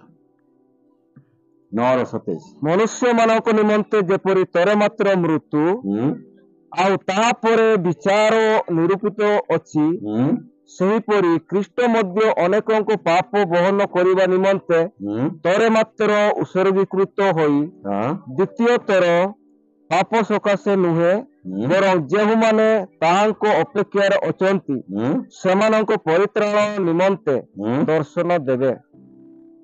କଣ କରିବେ? ଦର୍ଶନ ଦେବେ। ଦର୍ଶନ ଦେବେ। କାହାକୁ ଦର୍ଶନ ଦେବେ? କାହାକୁ ଦର୍ଶନ ଦେବେ ଭାଇ? କାହାକୁ ଦର୍ଶନ ଦେବେ? ତାଙ୍କର ଲୋକମାନଙ୍କୁ ସେ କଣ କରିବେ? ଦର୍ଶନ ଦେବେ। ଆଉ ଥରେ ଧୀରେ ପଢିଦିଅ, ଭଲ ବୁଝା ପଢିଦିଅ। ମନୁଷ୍ୟ ମାନଙ୍କ ନିମନ୍ତେ ଯେପରି ଥରେ ମାତ୍ର ମୃତ୍ୟୁ, ମନୁଷ୍ୟ ମାନଙ୍କ ନିମନ୍ତେ ଯେପରି ଥରେ ମୃତ୍ୟୁ ଆଉ ତାହାପରେ ବିଚାର ନିରୂପିତ। ଆଉ ବିଚାର କଣ ଅଛି? ନିରୂପିତ। ଜଣେ ଲୋକ 10 ଥର ମରେ କି? ନାଇଁ, ଥରେ ମରେ। ଆଉ ମଲା ପରେ କଣ ହବ? ବିଚାର ନିରୂପିତ। ବିଚାର ମଧ୍ୟ କଣ ହବ? ନିରୂପିତ ଅଛି। ଏଇ ନାଇଁ ଯେ ମରିଗଲା ପରେ ସବୁ ସରିଗଲା, ନାହିଁ। ମଲା ପରେ କଣ ହବ? ବିଚାରିତ ହେବେ। ଆଉ ସର୍ବପ୍ରଥମେ ବିଚାର କାହାର ହବ? ସର୍ବପ୍ରଥମେ ବିଚାର କାହାର ହବ? ବିଶ୍ୱାସୀ ମାନଙ୍କର, ଈଶ୍ୱରଙ୍କ ଲୋକମାନଙ୍କର ପ୍ରଥମେ ବିଚାର ହବ। ତାପରେ ବିଜାତି ମାନଙ୍କର ବିଚାର ପରେ, ଯେଉଁ ଉଦ୍ଧାର ପାଇନାହାନ୍ତି ତାଙ୍କର ବିଚାର ପରେ ହବ। ଆମମାନଙ୍କର ବିଚାର ପ୍ରଥମେ ହବ। ଯେ ପ୍ରଭୁ ଯୀଶୁ ଖ୍ରୀଷ୍ଟ ଆମକୁ ପଚାରେ, ତମ ପାଇଁ ମୁଁ ରକ୍ତ ଦେଲି, ତୁମ ରକ୍ତ କେଉଁନି? ତମେ ମାନେ ମୋ ପାଇଁ କଣ କରିଛ? କେମିତି ତୁମେ ଚାଲିଲ? ତମେ ମୋର ରକ୍ତର ମୂଲ୍ୟ ବୁଝିପାରିଲ କି ନାହିଁ? ତମକୁ ମୁଁ ନର୍କ ଦଣ୍ଡରୁ ତମକୁ ବଞ୍ଚେଇବି, ତମେ କଣ କଲ ଜଗତ ଥାଇକି? विचार कर एक बार मरना, उसके लिए न्याय होना क्या है? निश्चित है, निश्चित है। हिंदी लिखे बोले कौन कैसी? प्रत्येक लोक थरे मरिबा दरकार। जणे मला परे विचार हुए। विचार हुए लिखा है नहीं? ଏଠାରେ ଲେଖା ଅଛି ଆଉ ତାହା ପରେ ବିଚାର ନିରୂପିତ ଅଛି। ନିରୂପିତ ଅଛି ମାନେ ନିରୂପିତ ଅଛି ମାନେ ତୟ है। କଣ କରିବା? ନିରୂପିତ ମାନେ ହେବାର ହିଁ ଅଛି, ବିଚାର ହେବାର ନିଶ୍ଚୟ ହିଁ ଅଛି। ତାପରେ ଆଗରେ ସେହିପରି ଖ୍ରୀଷ୍ଟ ମଧ୍ୟ ଅନେକଙ୍କ ପାପ ବହନ କରିବା ନିମନ୍ତେ ଥରେ ମାତ୍ର ଉତ୍ସର୍ଗୀକୃତ ହୋଇ ଦ୍ୱିତୀୟ ଥର ପାପ ସକାଶେ ନୁହେଁ, ବରଂ ଯେଉଁମାନେ ତାଙ୍କ ଅପେକ୍ଷାରେ ଅଛନ୍ତି ସେମାନଙ୍କ ପରିତ୍ରାଣ ନିମନ୍ତେ ଦର୍ଶନ ଦେବେ। କାହାକୁ ଦର୍ଶନ ଦେବେ? ଯେଉଁମାନେ ତାଙ୍କୁ ସାକ୍ଷାତ କରିବା ନିମନ୍ତେ ପରିତ୍ରାଣ ନିମନ୍ତେ ଦର୍ଶନ ଦେବେ। ଯେଉଁମାନେ ତାଙ୍କ ଅପେକ୍ଷାରେ ଅଛନ୍ତି, ତାଙ୍କର ଅପେକ୍ଷା ଅପେକ୍ଷାରେ ଅଛନ୍ତି ଦେଖ ଅପେକ୍ଷା ଆଜ୍ଞା କଣ ଆଜି ଆମେ ପ୍ରଭୁଙ୍କର ଅପେକ୍ଷାରେ ଅଛୁ କି ପ୍ରଭୁ ଆସିବେ କେମିତି କୁଣିଆ ଆସିବାର ଥିବ ଆମେ କେମିତି ହେଇଥାଉ ଅପେକ୍ଷା ଅପେକ୍ଷା ଖାଇବେ କେତେବେଳେ ଆସିବେ କୋଉ ବସ ରେ ଆସିବେ ବାଇକ ରେ ଆସିବେ ନା ଗାଡି ରିଜର୍ଭ କରି ଆସିବେ ନାଇଁ କେତେ ଅପେକ୍ଷାରେ ଥାଉ ବାରବାର ଫୋନ କରିଥାଉ ନାଇଁ କି ଆଉ କେତେ ବାଟ ହେଲେଣି ବାହାରିଲ କି ନାହିଁ ନାଇଁ କି କେତେ ବାଟ ପହଞ୍ଚିଲ ନାଇଁ କି ଆଜ୍ଞା ଅପେକ୍ଷା ଯଦି କୌଣସି ଝିଅକୁ ଯଦି ନୂଆ ପରିବାର ଦେଖିବା ପାଇଁ ଆସିବେ ତେଣୁ ଆହୁରି ବେଗତା ସହିତ ନାଇଁ କି ଆରେ କେତେବେଳେ ଆସିବେ ଘର ତାଙ୍କ ସଦସ୍ୟ ରଖ ନୂଆ ବନ୍ଧୁ ଆସୁଛନ୍ତି ନାଇଁ କି ସଜାସଜି କରି ରଖିଥିବେ ନାଇଁ କି ନାଇଁ ଅପେକ୍ଷା ଥାଉ ନାଇଁ ଆମର ପ୍ରଭୁ ଆସୁଛନ୍ତି ଆମେ କେମିତି ଅପେକ୍ଷା କରୁଛୁ ସେ ପ୍ରଭୁକୁ ସ୍ୱାଗତ କରିବା ପାଇଁ ଆମେ କେମିତି ଅପେକ୍ଷା କରୁଛୁ 10 କୁଆର ବିଷୟରେ ଆମେ ଦେଖିଛୁ ନା ଆଜ୍ଞା ବୁଝୁଛୁ କି ନାଇଁ 5 ଜଣ ଥିଲେ ବୁଦ୍ଧିମତୀ ମୂର୍ଖ ଥିଲେ ଆଉ 5 ଜଣ ଥିଲେ ବୁଦ୍ଧିମାନ ସେମାନେ ମଧ୍ୟ ବରର ଅପେକ୍ଷାରେ ଥିଲେ ଥିଲେ କିନ୍ତୁ ତାଙ୍କର ଅପେକ୍ଷାର ଅନ୍ତର ଥିଲା ବୁଦ୍ଧିମାନ ସ୍ତ୍ରୀ ମାନେ ପୁରା ତିଆରି ସହିତ ସେମାନେ ଅପେକ୍ଷାରେ ଥିଲେ କିନ୍ତୁ ମୂର୍ଖ ମାନେ କେମିତି ଅପେକ୍ଷା ଥିଲେ ପୁରା ତିଆରି ନଥିଲା ଆସିବା ସମୟରେ ତାଙ୍କର ଦୀପ ତେଲ କଣ ହେଲା ସରିଯାଇଥିଲା ସେମାନେ ସେ ବର ସହିତ ସାକ୍ଷାତ କରିପାରିଲେ କି ଆମର ତିଆରି କେମିତି ଅଛି ଆମେ କୋଉ ହିସାବରେ ଆମେ ନିଜକୁ ତିଆରି କରୁଛେ କେମିତି ପ୍ରିପେୟାର କରୁଛେ ନିଜକୁ ଯଦି ପ୍ରଭୁଙ୍କ ଆସିବା ସମୟ ଯଦି ଆମେ ଲାପରବାହୀ କରିବା ଅବହେଳା କରିବା ଆମେ ବର ସହିତ ସାକ୍ଷାତ କରିପାରିବା କି ଅବହେଳା ଜୀବନ ନାହିଁ ଆରେ ଭାଇ କଣ କରି ମତେ ସବୁ ରବିବାର ଯାଏ ସାଙ୍ଗାତି ଏଇ ରବିବାର ଯାଇପାରିଲେନି ଦେଖ ଏଇ ରବିବାର ପ୍ରଭୁ ଆସିଗଲେ ନାଇଁ ପରେ ପସ୍ତେଇଲେ କଣ ହବ ଆସିଲେ ଗଲେ ପୁଣି ତାଙ୍କ ଲୋକକୁ ନେଇକି ଚାଲିଗଲେ ତମେ ତ ରହିଗଲ କୌଣସି ସମୟକୁ ଆମେ ଅବହେଳା କରିବା ଆରେ ଭାଇ ମୁଁ ସବୁବେଳେ ସାଙ୍ଗରେ ଦିନେ ସାଙ୍ଗରେ ଗଲି ନାହିଁ ଯେ ପ୍ରଭୁ ସେଇଦିନ ଆସିକି ସମସ୍ତଙ୍କୁ ନେଇକି ଚାଲିଗଲେ ମୁଁ ଏକୁଟିଆ ରହିଗଲି ମୋର ମୁଣ୍ଡ ବାଢିଲେ କିଛି ଲାଭ ମିଳିବ ଅବହେଳା ନାହିଁ ତାଙ୍କର ତିଆରି କେବେ ହେଲେ ଅବହେଳା କରିବା ସବୁବେଳେ ମନେ ରଖିବା ମୂର୍ଖ କୁମାରୀ ଆଉ ବୁଦ୍ଧିମାତୀ କୁମାରୀ କୋଉମାନେ ଠିକ ଭାବରେ ତିଆରି କରିଥିଲେ ବର ସହିତ ସାକ୍ଷାତ କରିପାରିଲେ ମତେ ମଧ୍ୟ ସେହିପରି କଣ ହେବା ଦରକାର ତିଆରି ଏଇ ଏପ୍ରିଲ 9:27 ପଦରେ ଆମକୁ ପ୍ରଭୁ ମନେ ପକେଇ ଦେଇଛନ୍ତି କଣ ମନେ ପକେଇଛନ୍ତି ଯୋଉମାନେ କଣ କହିଛି ଅପେକ୍ଷାରେ ଅଛନ୍ତି ଆଉ କେତେ ପଦ୍ୟ 27 ହଁ ପଦ୍ୟ ପୁରା ମନୁଷ୍ୟ ମାନଙ୍କ ନିମନ୍ତେ ଯେପରି ତର ମାତ୍ର ମୃତ୍ୟୁ ଆରେ ଭାଇ ଯୋଉଟା ପଦା ପଡି ସେଇଟା ପୁରା ପଢିବା ଦରକାର ନାହିଁ ଆଜ୍ଞା ହଁ ଯେଉଁମାନେ ତାଙ୍କ ଅପେକ୍ଷାରେ ଅଛନ୍ତି ଯୋଉମାନେ ତାଙ୍କର ଅପେକ୍ଷାରେ ଅଛନ୍ତି ସେମାନଙ୍କ ପରିତ୍ରାଣ ନିମନ୍ତେ ଦର୍ଶନ ଦେବେ କଣ ଦେବେ ଦର୍ଶନ ଦେବେ କାହାକୁ ଦର୍ଶନ ଦେବେ ଯେଉଁମାନେ ତାଙ୍କ ଅପେକ୍ଷାରେ ଅଛନ୍ତି ଯୋଉମାନେ ତାଙ୍କର ଅପେକ୍ଷାରେ ଅଛନ୍ତି ତାଙ୍କୁ ଦର୍ଶନ ଦେବେ ଆପଣ ମାନେ କୋଉ ଭାବେ ତାଙ୍କର ଅପେକ୍ଷା କରୁଛନ୍ତି ଆପଣ କଣ ତାଙ୍କର ଦର୍ଶନ ପାଇବା ପାଇଁ ଇଚ୍ଛୁକ କି